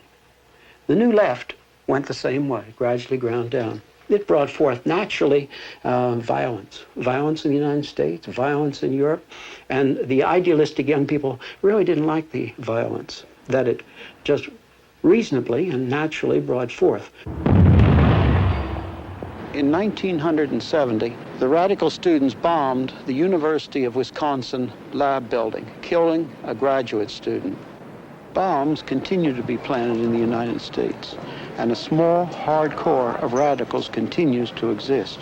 But the violence of the New Left, climaxing in the bombing of this laboratory building, made most young people in the United States no longer see the New Left as a hope. So here the students were, and they had tried to escape these two awful values of personal peace and fluency, and now their two hopes, the New Left and the drug thing, was gone. What were they left with? And they were left with apathy. Apathy. Many, many people were so glad when the universities quieted down at that time. And in one way, it's good. It did quiet down. But I could have wept, and I did weep as I met these young people after this. All they had left was apathy. And they had tried to escape their parents' poor values or society's poor values, and they'd gone around in a circle and come back and ended 1 inch lower. And now apathy ruled with them, and what was left? The two values of personal peace and fluency now ruled supreme. Now, turning away from the United States, a dominant, strong minority in Europe and a majority of students, for example, let's say in South America and other parts of the world, they turned to a new leap into the area of non-reason. And that is, they committed themselves to the Marxist, Leninist, or the Maoist line. Why is this a new kind of leap into the area of non-reason, as utopian in a bad sense as the old drug leap? Well, I'll tell you why. It's simply because everywhere where Marxian Leninism has come to power, it has always meant oppression. Always. And these young people just close their eyes to that. They close their eyes to the fact that oppression is a part of the communistic system. Бережность, и я бы сказал, та нежность. No one has pointed this out more to us than Solzhenitsyn in his emphasis, as he's brought it into the Western world in his writings and lecturings. And he has said that 15 million inmates of the prison camps existed at one time in Soviet Russia. He has said that from the communist revolution in Russia until only 1959, 66 million people died for political reason. So everywhere one looks in the communist world, it always brings forth internal oppression. But we must never forget, it also brings forth external oppression. We could think of various things, but the thing which quickly comes to our mind is Hungary and Czechoslovakia. I was living in Switzerland in November 4, 1956, when the Russian tanks moved into Hungary. And at that particular time, I had a radio with a shortwave band. All day long, I listened to the Hungarian students speaking in English, sometimes broken English, sometimes good English, hoping the external world would listen. I was marked by that day. I'll never forget it. Never. Those voices pleading for help. The newspapers, right after that, carried a picture of a beautiful, open-faced, lovely girl called Elon Troth. The picture was a picture of Elon Troth on trial for her life because of her part in trying to stand against the external oppression that Marxist-Leninism naturally brings with it. She was hanged on July 1957. Marxist-Leninism is a leap. It's a leap for another reason, or even a more basic one than the one I've given. Its foundation, its philosophy, is materialism. Now, all through this series, we've shown that humanism, man beginning from himself, cannot generate any real values or meaning or any real dignity to man. And here is a system that is built completely and consciously and totally on materialism. There is no place for the dignity of man in a materialistic system.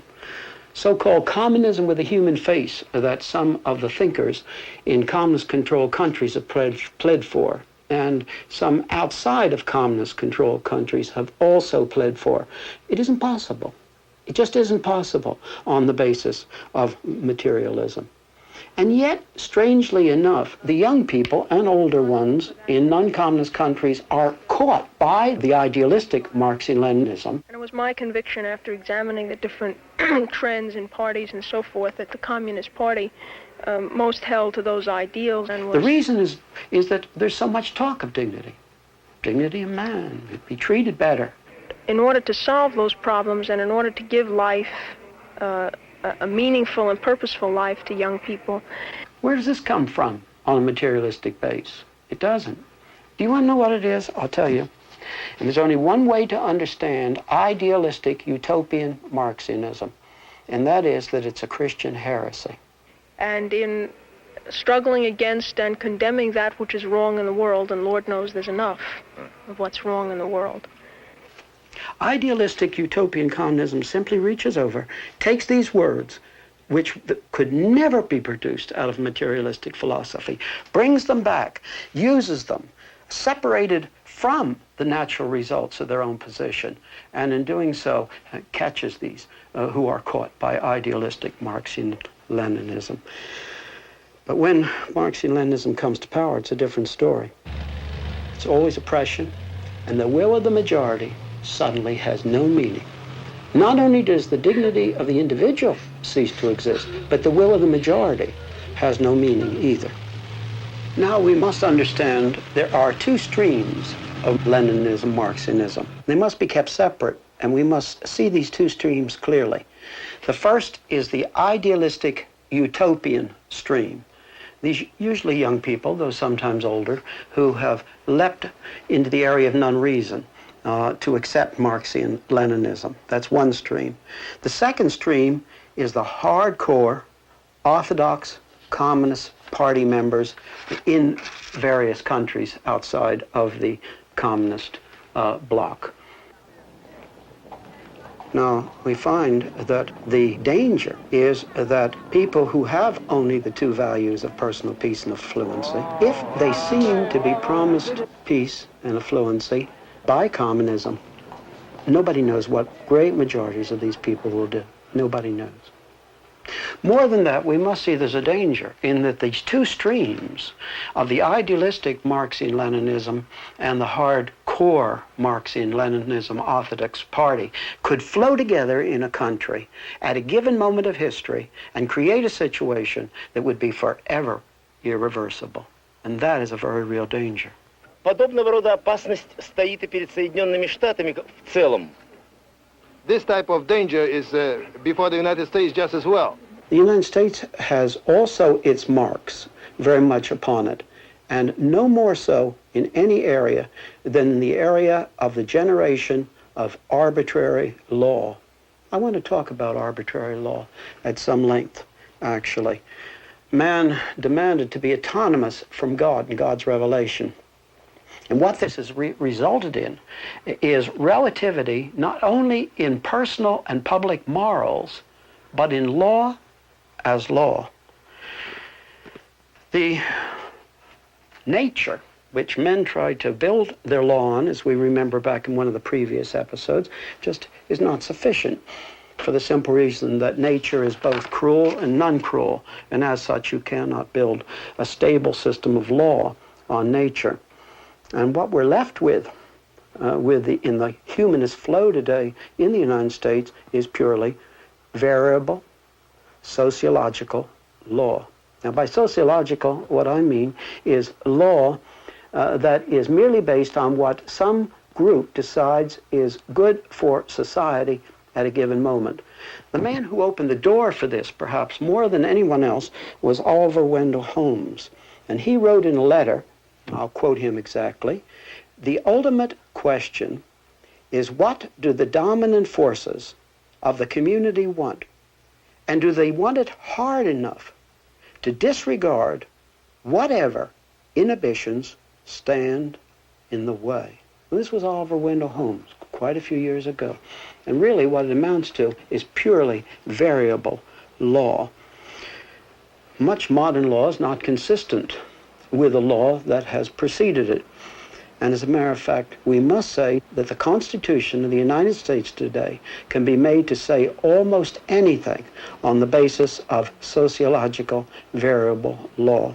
Now, we must understand that a law today is not just variable law, but that the courts are actually making law. They're not only interpreting the law that the legislative has made, but they actually generate law. Now, everybody knows, who knows anything at all about these things, that arbitrary law dominates completely in communistic countries.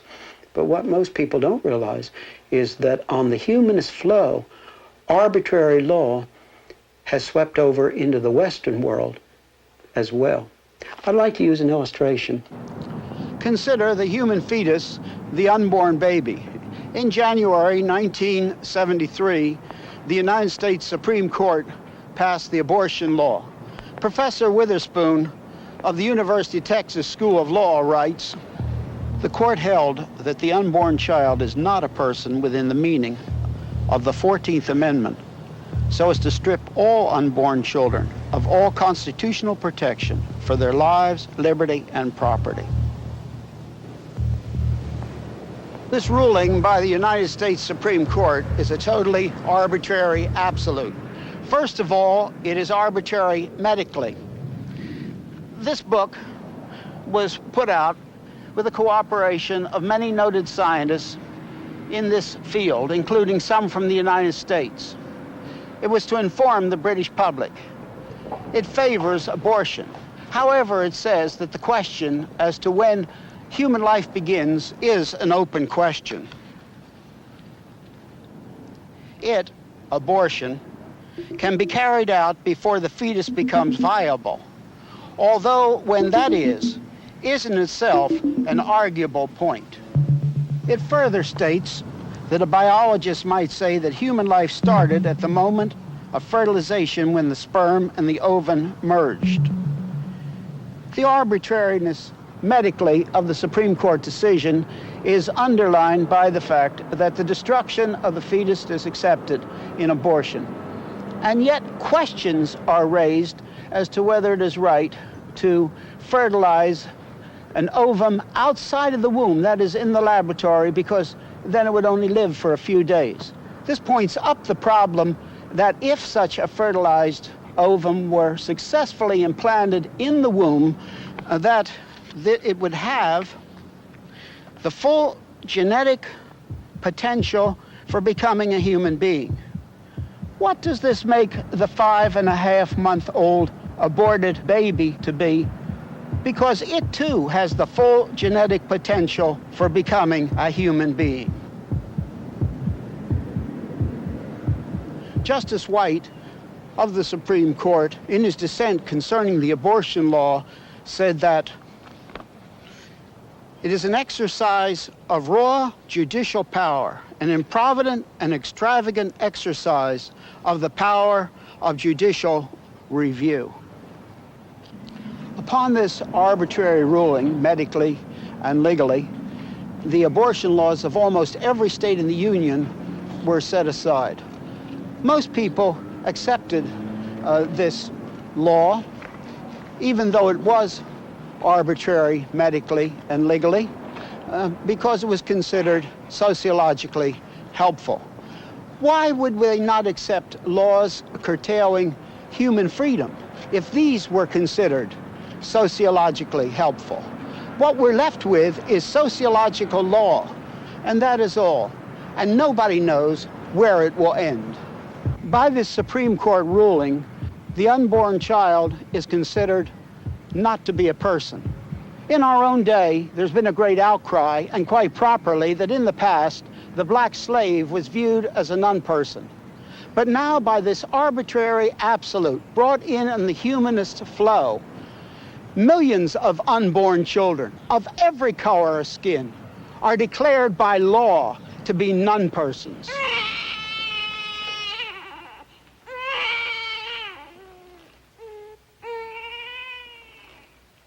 Now, a question has to be asked. In the day when there are no fixed values, why could not the aged, the incurably ill, the insane, and other classes of persons equally arbitrarily be declared to be non-person on the basis of arbitrary law if the courts thought that it was sociologically helpful?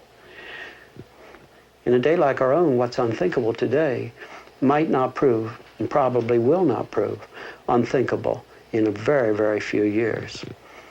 Now, let's move on a bit. As the Christian consensus dies as the basis of our culture, society does not really have many bases upon which it has the possibility of building. One is that everybody would simply do their own thing. And this has the technical name of hedonism. It means everybody would do what they want to do. But the simple fact is that it is not possible to build a society on everybody doing what they want to do. One could think of a single man living on a desert island. He can do anything he wants to do within the form of the universe. But when two men are on that desert island and they have to have interrelationship, it is no longer possible for every man to do what he wants to do. I often think of the illustration of two men trying to do their own thing, regardless of what anybody else thinks, meeting on a narrow bridge. And as they meet on the narrow bridge, something has to happen. They both can't do their own thing. Everybody understands you can't build a society on people doing what they want to do, on hedonism. All right, then, hedonism is a theoretical basis for society after the Christian consensus is gone. But if it's not possible, what other possibilities are there? Well, there's the possibility of the total dominance of the 51% vote. Now remember, it was Christianity, the Reformation Christianity in the north of Europe, that brought forth the forms and the freedoms which we have, the 51% vote.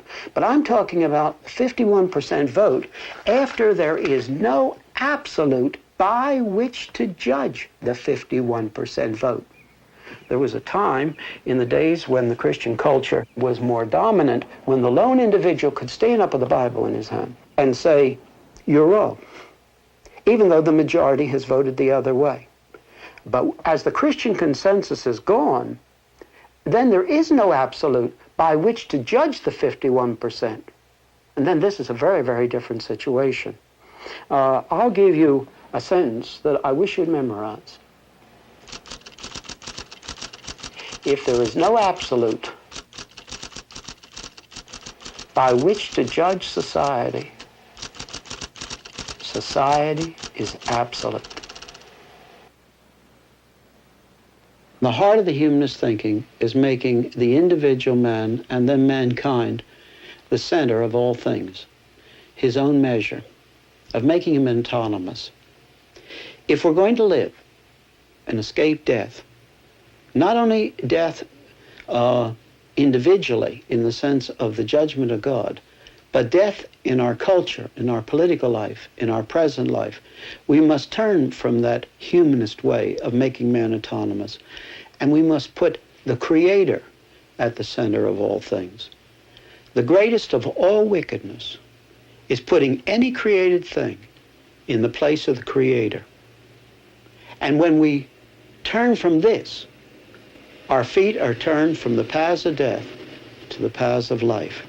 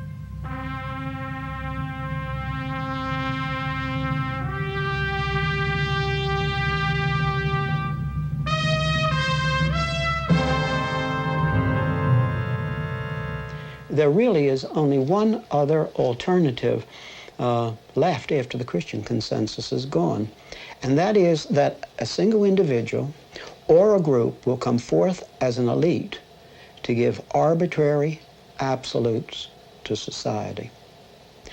Now, we mustn't think this is extreme in our thoughts, because many people, many different kind of people, have made suggestions in just exactly this direction, that this, they say, is what must come into our present society now that the Christian consensus is gone.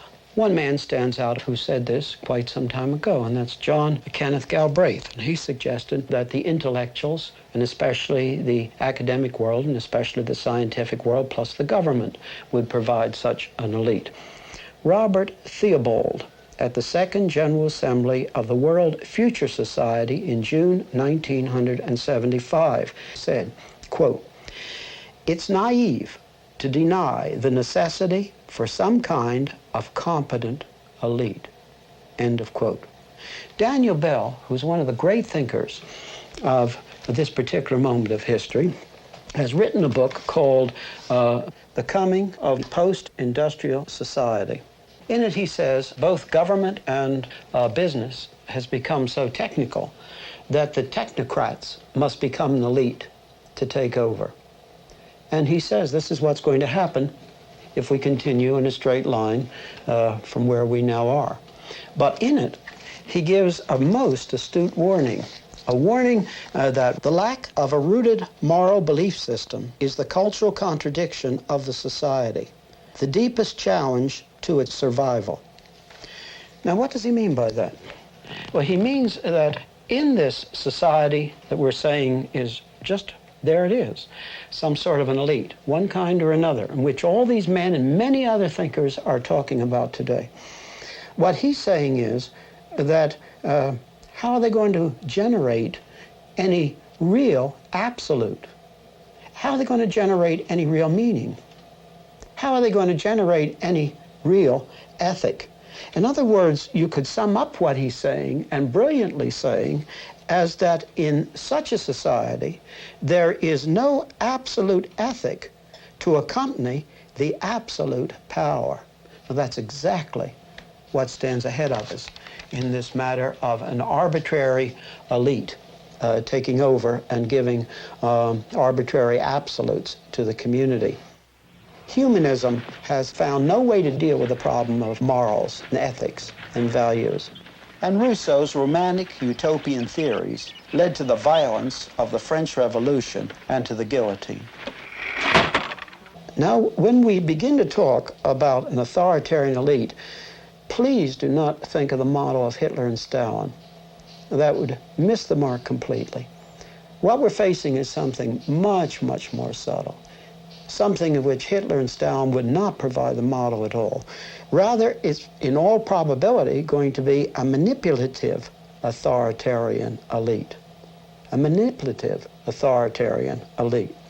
In episode 6, if you can remember back to episode 6, at the end of that on science, we showed many of the suggested forms of manipulation that have been suggested by various people, and some of which are already in practice.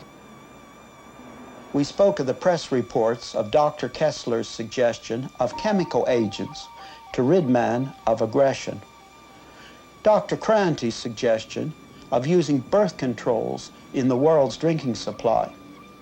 Dr. Clark's suggestion that all political leaders should take anti-aggression pills. Dr. Lee's suggestion that all public officials should take annual psychological tests. And, of course, Skinner's use of reinforcers to modify man's behavior. But there was one that we didn't touch on at that time that really is going to be increasingly important in the days ahead, and that's the problem of genetic engineering. Francis Crick, who with James Watson discovered the DNA code, has spoken out very strongly in favor of full genetic engineering. Quote, "Some group of people should decide that some people should have more children and some should have fewer. You have to decide who is to be born," end of quote. That's only one little part of it, though, because as you read carefully on further, what you find is the call for a group of people, and he doesn't call it an elite, but it certainly would be the elite, who will determine what kind of people we want genetically in the future, and then we'll set out genetically to make them. Now, many of the technical breakthroughs have been made. Now, when people believed, indeed, that man was made in God's image, there was a real basis for humanness. I'm saying humanness, for people being human. But once this is removed, as it has been now so largely removed with the loss of the Christian consensus, there is no reason, once we see people merely as a machine, as not qualitatively different from non-people, non-man, there's no reason why we should not tinker with them. As a matter of fact, Francis Crick in this article uses that word tinker. There's no reason why we shouldn't tinker with them genetically, and there's no reason we shouldn't manipulate them, and there is no reason why we shouldn't control them. And of course, we must think of the manipulatory possibilities of television. It has its own tremendous possibilities. Violence broke out again last night as some young people were prevented from meeting peaceably in the downtown area by noticeably nervous, if not to say trigger-happy police.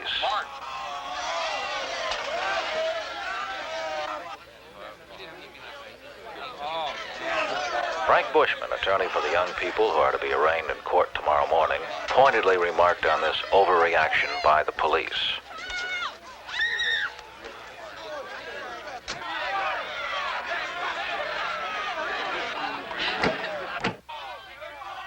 I hereby declare this an unlawful assembly. Late last night, disorder broke out among a small, unruly mob as our guardians of the peace quietly and efficiently, in spite of extreme provocation, restored order. I command you to disperse, and if you do not, you shall be arrested for refusal to disperse. You have 2 minutes to disperse.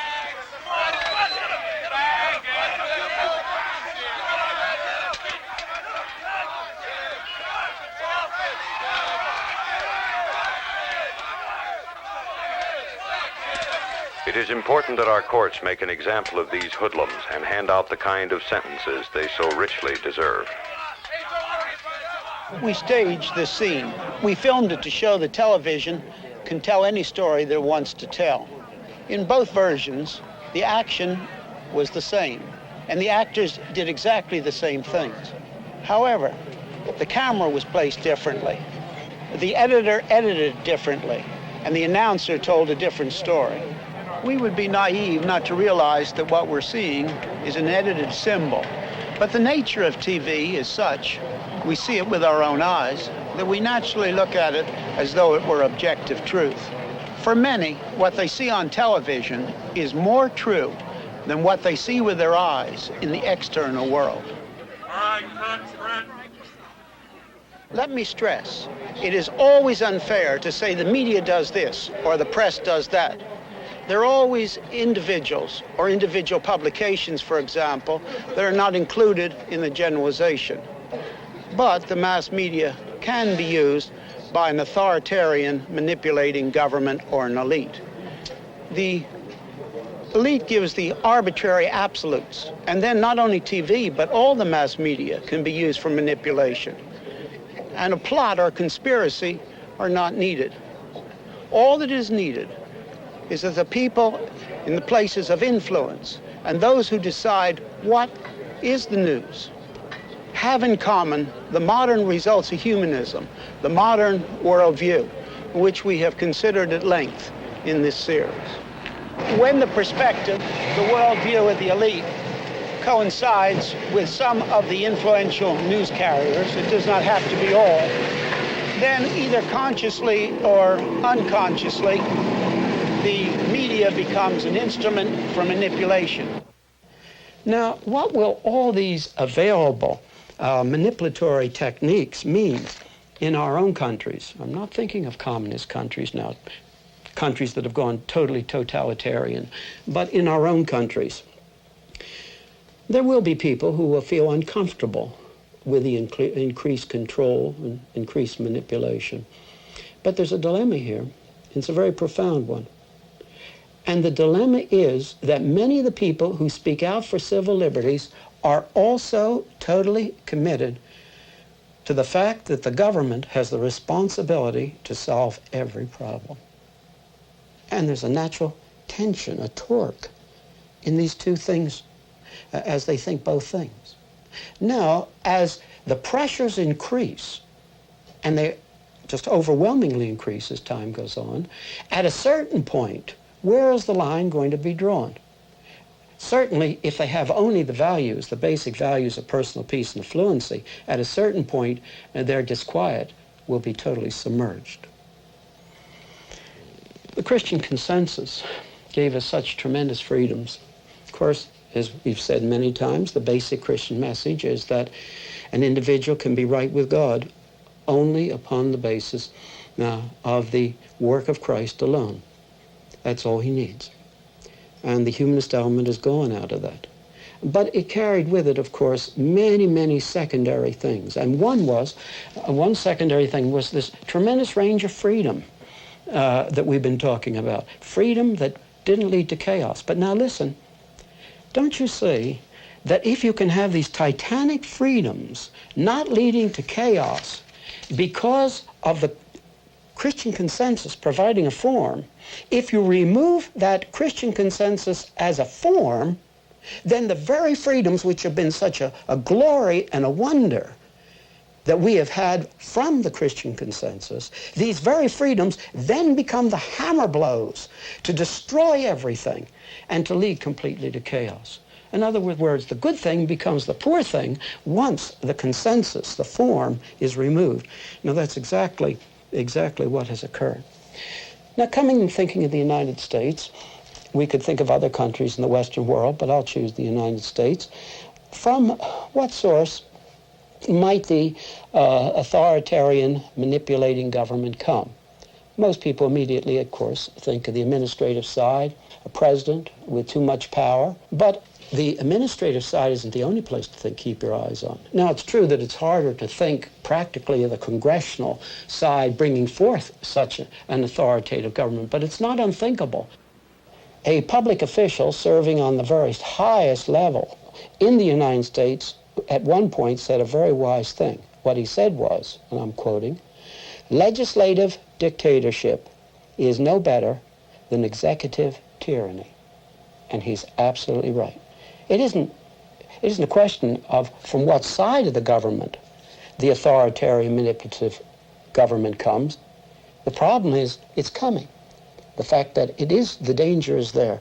And now we come to what I would say is the chief point.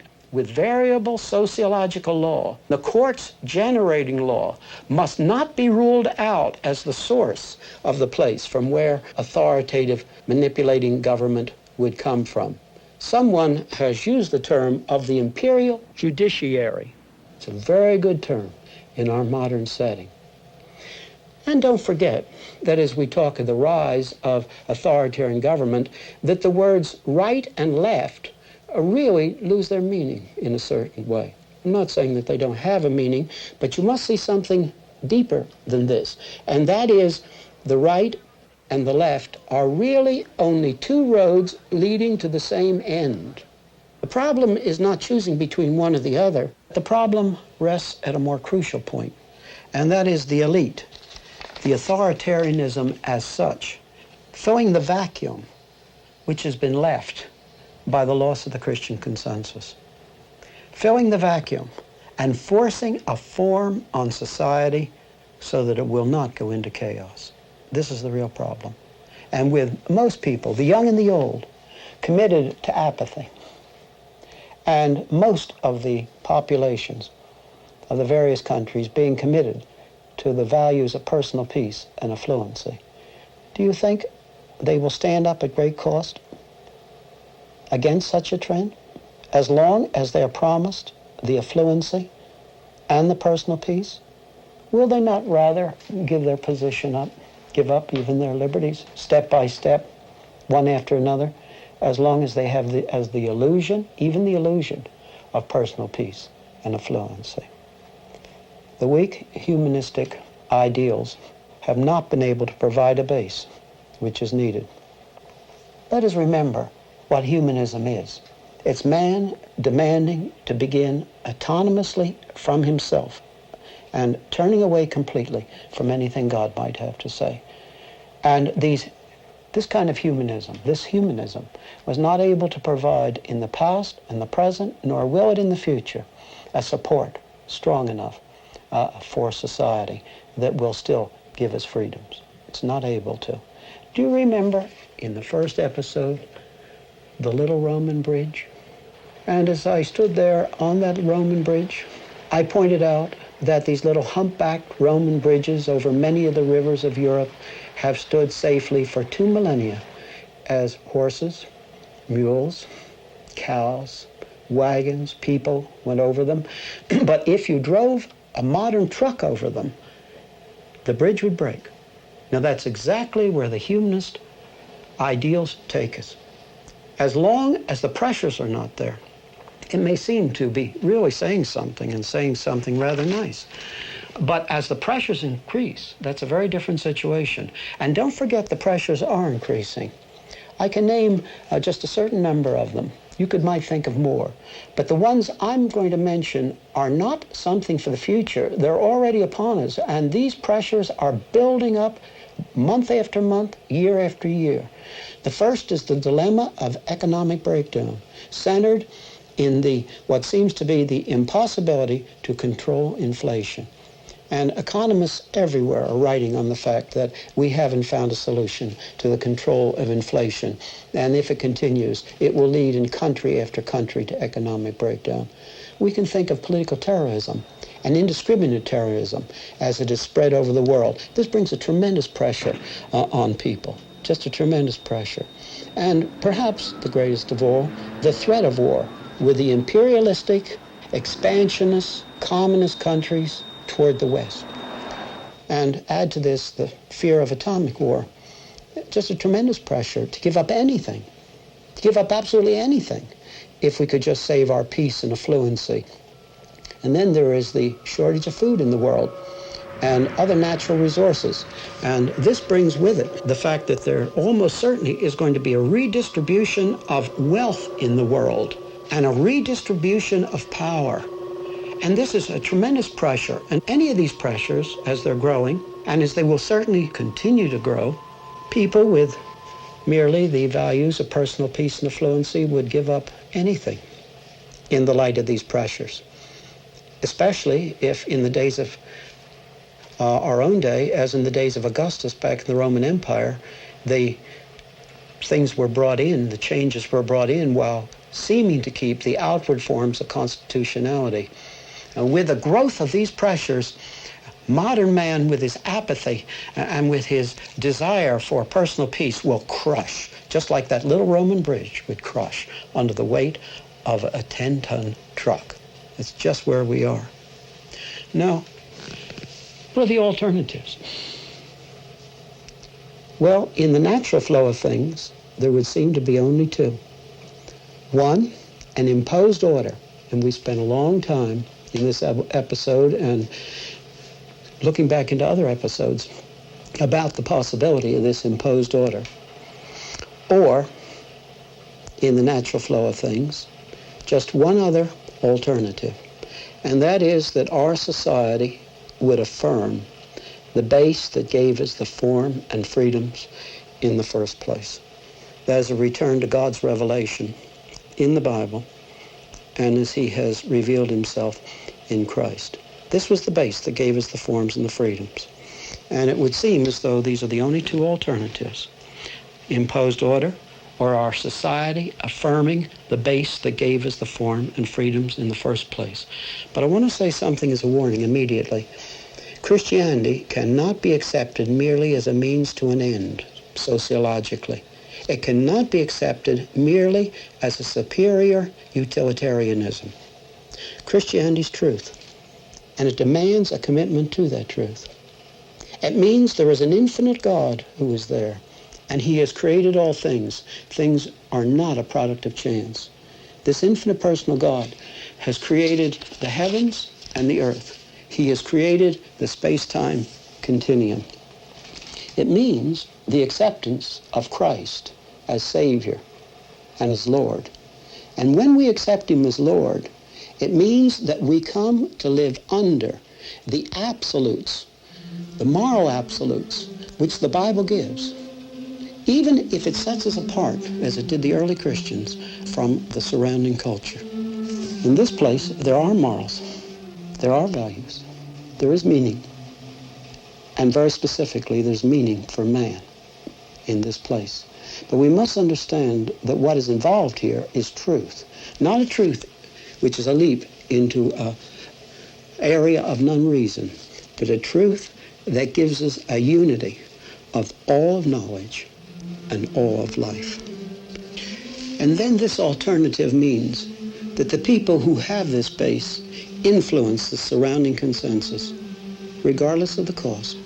Just as the early church in the days of the Roman Empire, they spoke out regardless of the cost. It means we have a responsibility before God, once we have this base, to influence society across its whole spectrum and the whole spectrum of life. And happily, and this is important to think about, Christians do not need to be in a majority in order to influence the consensus. There was a Jew who was a Christian who wrote a book to the Romans in about the year 60. He had previously talked to the thinking people in Greece near the Acropolis at Mars Hill. And what did he say to the people of his generation, the thinking people? He said, your worldview does not explain the existence of the universe or its form, and it does not explain the uniqueness of man. Your thought form does not explain those things.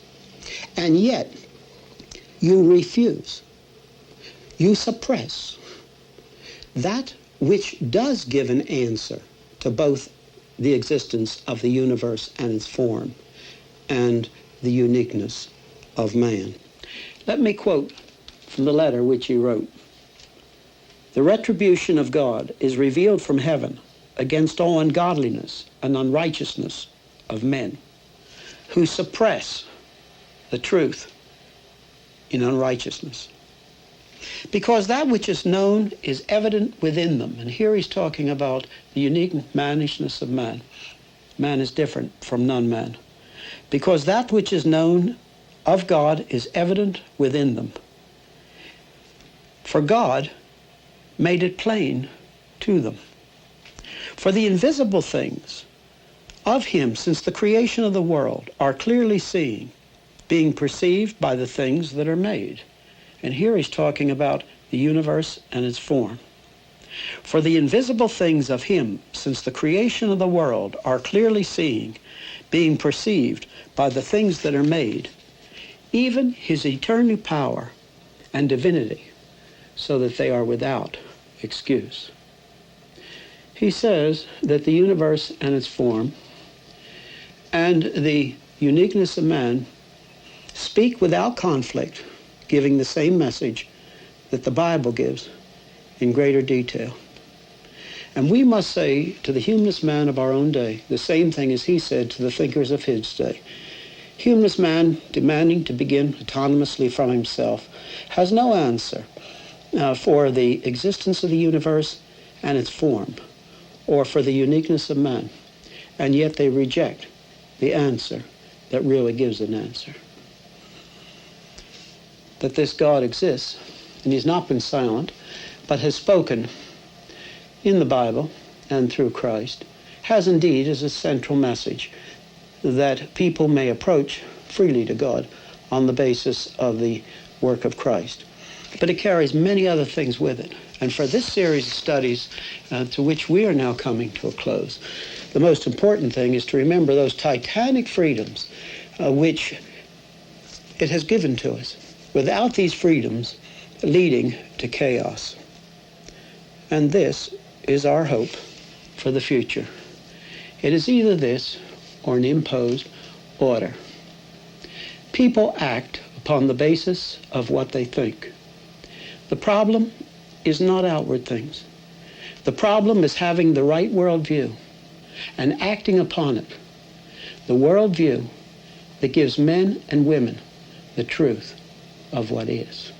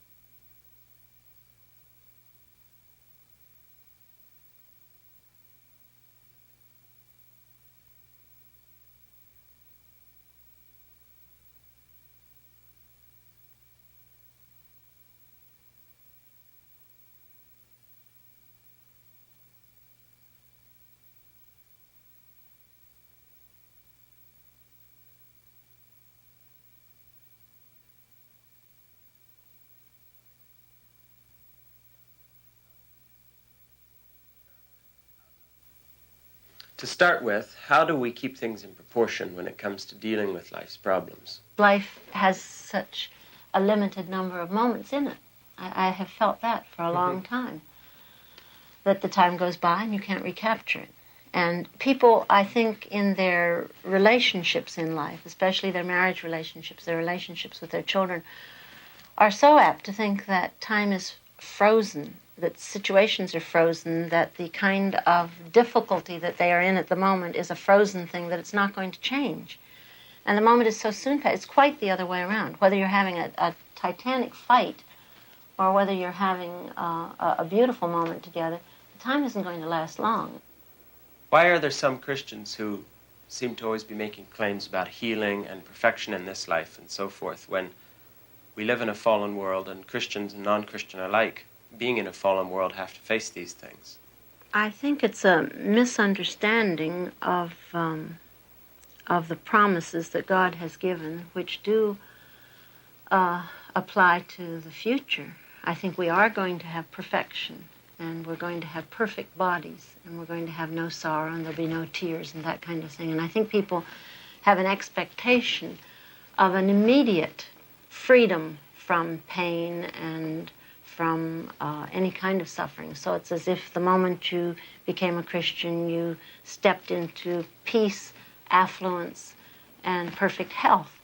And I don't find any promises in the Bible there, nor stories concerning, if I could put it this way, the favorite characters of the Bible. You take Paul and Timothy and Stephen and so on in the New Testament, or Daniel in the Old Testament, and you find that the stories which give us such courage to go on are stories concerning a combination of their faithfulness and their trust in the midst of difficulties.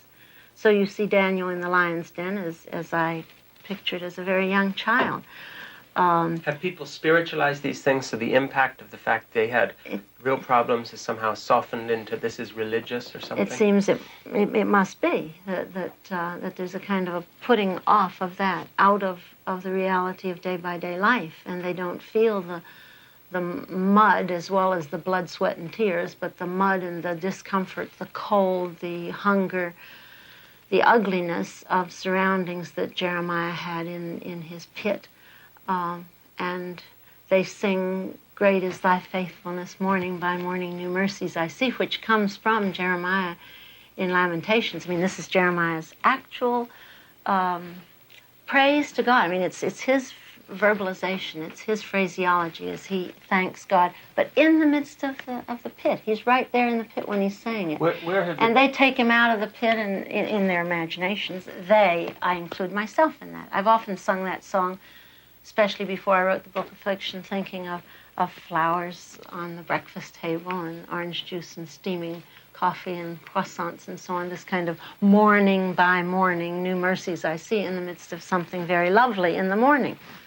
And not at all with Jeremiah. There he was in the pit, having through his memory remembered things that God had done for him and remembered things God had done for other people before him, which is what we're supposed to be doing. If we wake in prison, if our life takes us into concentration camp or some dreadful combination of things such as is going on in starving Africa today, if we are in the midst of that, that praising of God can belong to us. How have you seen this idea of suffering come together? And just take Dad's cancer as an actual example rather than getting into the theory. How have you dealt with this, Mother? Right, I'll deal with that. I'll say that one of my greatest preparations for Dad's cancer was your polio. I mean, that was the most difficult. You have well, Francis is older now, but you have had a 2-year-old boy as an only son at that time. That was, before Dad's cancer, one of the worst periods of my life, in the rapidity with which that change came. And people who go through that kind of difficulty with their children or with another member of the family will know what I'm talking about. It's the rapidity from perfect health, perfect balance, to suddenly seeing a disease take hold.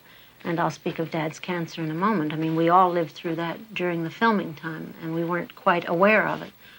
When your polio hit you, it was a matter of hours that you could almost see, as if it were one of these films that film a plant growing, put it together rapidly. You know, you could see the deflating of the muscles in your leg, and it just seemed unbelievable. But I would say that my occupation with you at that time, and then I'll come to Dad a bit later, my occupation with you at that time in the hotel in Paris, on the train as we came back, and in the months that followed, it was a moment-by-moment, day-by-day consideration of the importance of that moment in your life, as well as in mine, as well as before God and the angels and the thing of prayer and so on. It's a combination of the whole thing. It relates back to that treating each moment as important, because it was important at that time in Paris not to sit down and wail that, oh, Frankie may have cancer, this looks like, polio, this looks like, I don't know of any other disease that would behave like this except polio. Here was a little 2-year-old that needed to be occupied with that you could sit on the bed, you could play. You had wailed, I can't walk, and I had said, well, we'll find out about that later now. Let's have this game, and we played. And so in a sense, that's the way it is all through life. You may say, well, that's different than an older, your husband suddenly having cancer. I would go back to our time of filming, proceeding during the beginning of the cancer, Dad's tiredness in Israel, in that filming when he must have been doing it with cancer. It was day by day encouraging him, trying to do the physical things that would help, whether it was orange juice or whatever, but encouraging him in praying with him as he himself prayed day by day. Lord, I can't do it today, but do it, show your strength in my weakness today. The evidence of the reality of answered prayer is seen on that film. in the 5th episode. It's right there for yourself, for us as a family, for anybody else to see. That day by day, in the face of impossibility, an important thing was done. Let me just clarify, because we didn't. That's episode 5 of Whatever Happened. Of Whatever Happened to the Human Race. That's episode 5. Now, had Dad given up, because he's the one that could have given up and said, I can't go on, I really can't go on, there's something wrong with me. Had I, as a wife, given up and been struck with terror and said, now you've just got to get out of here, we've got to go see a doctor, there must be something wrong with you, there would be no episode 5, which just, I'm trying to put things into a framework of all of life and then of eternity as a huge circle around it. Here you have a day, a few weeks. Incredibly important, if that episode is important in making vivid to people the substitutionary death of Christ in the context of Abraham and so on. The wonder of the resurrection in the context of the garden tomb and all that took place there. That could have been wiped out. To me, that's a tremendously vivid illustration of what you're asking. Let me ask. How do you treat suffering? You realize that there is something, whether for the hour or the day or the moment, that could have more importance. People may say, oh, well, we aren't making a film, so our lives aren't going to be multiplied. On Tuesday, the 5th of October, it's not going to be multiplied. That isn't the point. When you see in the framework of eternity, of God saying that we have no idea of the importance. I mean, there's a battle going on in the heavenlies. Mm-hmm. There is more taking place every moment of every person's life than they can possibly evaluate or analyze. Now, seeing life in that context of there is something important today, and the prayer morning by morning should be, and I'm not just speaking of a pious kind of prayer, but the cry of the heart should be, don't let me spoil, don't let me hinder, don't let me destroy. We could put it in the context of filming. This episode, God, this episode of my whatever it is in your thing for me to do. How is it that you often hear expressed the idea that if you just have enough faith, you'll be healed of whatever the problem is? And this seems to often lead to a really cruel situation of self-doubt. How's all that come about? I don't believe most people really take seriously the fall.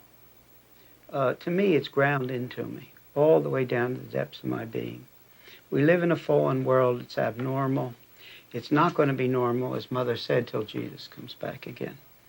Now then, I am not surprised, therefore, when it is not normal.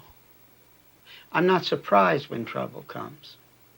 I take seriously the fact that when the revolt came against God, that everything under the dominion of man with a capital M was spoiled. This is a spoiled universe. I see it that way.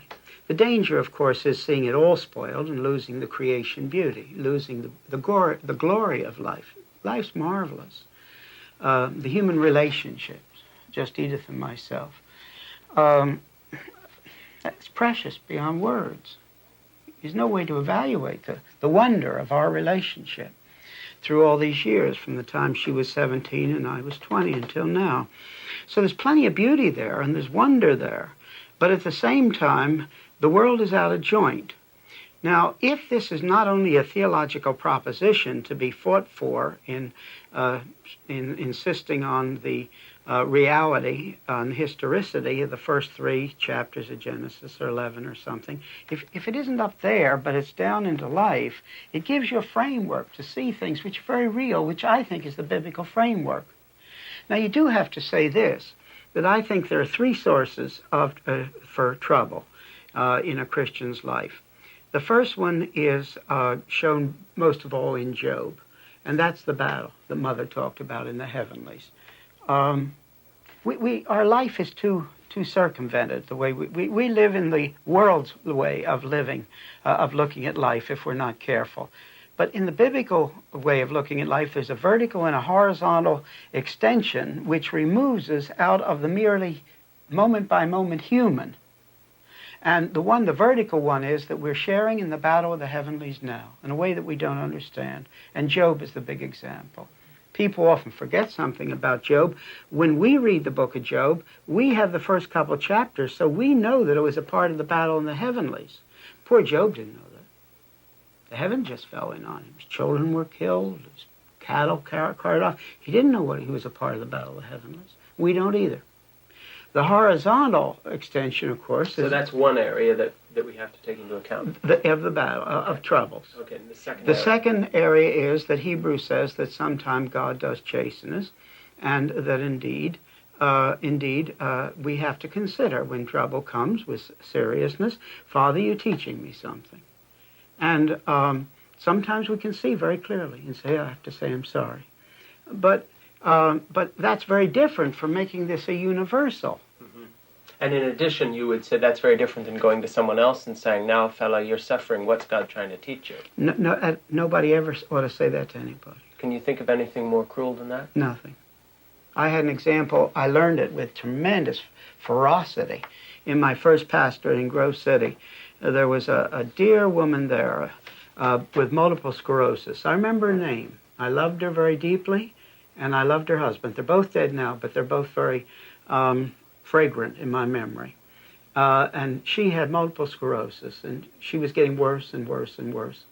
And she was dear. And I would say a lot of the results there in the Grove City Church came from the fact that in her I had a real prayer partner, with Mother too, of course. So this woman, Mrs. Armour, and her husband, Mr. Armour, both of whom are dead now, really are very fragrant in my thinking after all these years. And I think a lot of the blessing in Grove City came in the fact, not only of my mother's and my prayer times together, but I could go to this woman and talk to her about the troubles in the congregation. And I knew she wouldn't talk. And she shared with me in prayer, almost step by step, just as Mother and I always shared everything. Now, one day, if I've ever seen anybody love the Lord, that woman loved the Lord. And one day I came and she was in tears. And some people who believed this other way had gotten into her and told her she must have the sickness because there must have been sin in her life. And I was furious. I remember Mr. Armour stormed and he said if I could get my hands on those people. Because this woman, here she had this trouble. Now they heaped this feeling of guilt on her until her husband and I were could dispel it. I've never... Now, let me say this firmly. I've never in all my life seen anything more cruel. Were you angry? I was furious. I was furious. Really. I'm furious now just telling you about it. My blood pressure's going up. And this was terrible. And it is cruel. And it roots back into this mistaken idea of the fact that we escape the fallen world just because we're Christian, if we're Christian and if we have enough faith. And that just isn't true. One thing I've learned throughout my ministry, and all the way up to when I have found I had cancer in the Mayo Clinic, and then one of the doctors, for example, a fellow by the name of Steve, very dear Christian, said, would you please visit my mother? She's just found today she had cancer. She's read your book. She respects you. She's really very, very down. Would you please visit her? So, of course, I immediately got up and went over to the hospital and visited her. And I remember her first question. It was, after she said how glad she was to see me, et cetera, et cetera. Then she said, why has God done this to me? And that demands an answer. And the answer is God hasn't done to you. And I talked to her about the battle in the heavenlies and Hebrews. But then I came back to what I thought was the real explanation. We live in a cause and effect universe. And the cause and effect is out of joint because of the rebellion. The whole thing's out of joint. So therefore, after talking to her about this, I must say, when I left, she was an entirely different person. Well, there seem to be a lot of Christians wandering around who feel like second-class citizens. and feel guilty and inferior for one reason or another, mainly because they haven't achieved what they regard as perfection or healing or whatever in some area of their lives. How has this come about? I would say it's a misunderstanding, and that is that the Bible does not promise us perfection in any area until the restoration of all things when Christ comes back. You see, people read the Bible too simply. In a way, you can't read it too simply, but it's too simply now as I'm describing it. They'll pick out this and they leave that.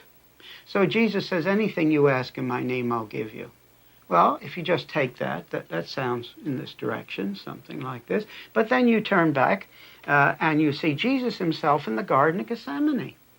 Jesus himself. And to me, this is one of the great crucial moments of all history, of everything. And Jesus is saying, here I am, Father. If it could be your will, take it away. But don't take it away if it's going to spoil the work I came into the world to do. Now you extend that to Paul. Who's going to say Paul is a man of lack of faith? Or he isn't praying? We know he prayed all the time. He says he did. And yet at the same time, he says expressly he had a thorn in the flesh, and there's no reason not to think that it was physical. None whatsoever. And he asked 3 times to be removed, and it wasn't removed. God is not a dispensing machine. God is a personal God. And I must allow him to answer my prayers in the light of his wisdom instead of my limitedness. And that's not a cop-out? Not at all. Not all. It's rooted in the heart of all things, and that is he's infinite, I'm finite. I'll tell you something. Nothing could terrify me more, and I'm being very serious. Nothing could terrify me more than that I could ask for anything today and get it. Because I don't know enough. Including for your own health? Oh, absolutely. Just as much as for anything. Are you willing to say that as a person who, okay, let's face it, has cancer that's serious enough so it could be killing you?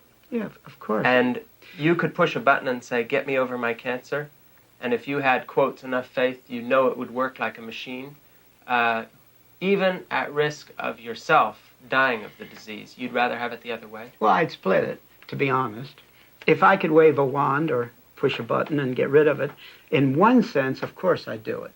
Who wants cancer? I mean, let's not kid ourselves. It's no pleasure to live with this thing on top of my head all the time. And going up and down, you know what I mean? But on the other hand, more profoundly, I think I can honestly say sitting here that I would rather trust God's wisdom than mine. What has been your personal prayer in terms of your cancer? What have you told God when they told you that you might have a few months to live? Well, I prayed that if the Lord would, if it was what would indeed be best in his sight, that he would cure me. Now let me say, I believe God can cure in answer to prayer. We've seen it in La Brea a fair number of times. Okay. So I want to stress that. But what was your personal prayer? Yeah, but now let me stress it. It isn't that he can't, but that my prayer was, Lord, here I am, and I know you can, and yet here I am, and if it is your will, and that I don't mean that as a religious cop-out. I mean, all I've said, you're infinite God, yeah. I'm finite, etc. I don't know the results of things.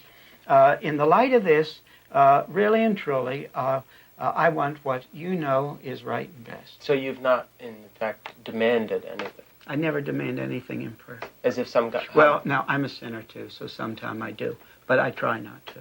I like an illustration that I often use in Saturday night discussion in La Brea, and that is down on the Eagle platform where I used to catch a train all the time, there was a slot machine. You put in 20 centimes, it's the old days before inflation, you got out a certain kind of caramel. You could always do this, but now that's a mechanical relationship. We must remember that our relationship to God is never mechanical. It's always personal. And I must come to God, dealing with him as a person, and realizing that he knows more than I know, and what I must wish is for him to deal with me in my prayer. And we have a promise, and that is in Romans 8, that the Holy Spirit will take our prayer and to make it into what it ought to be. And I think that's what it's talking about.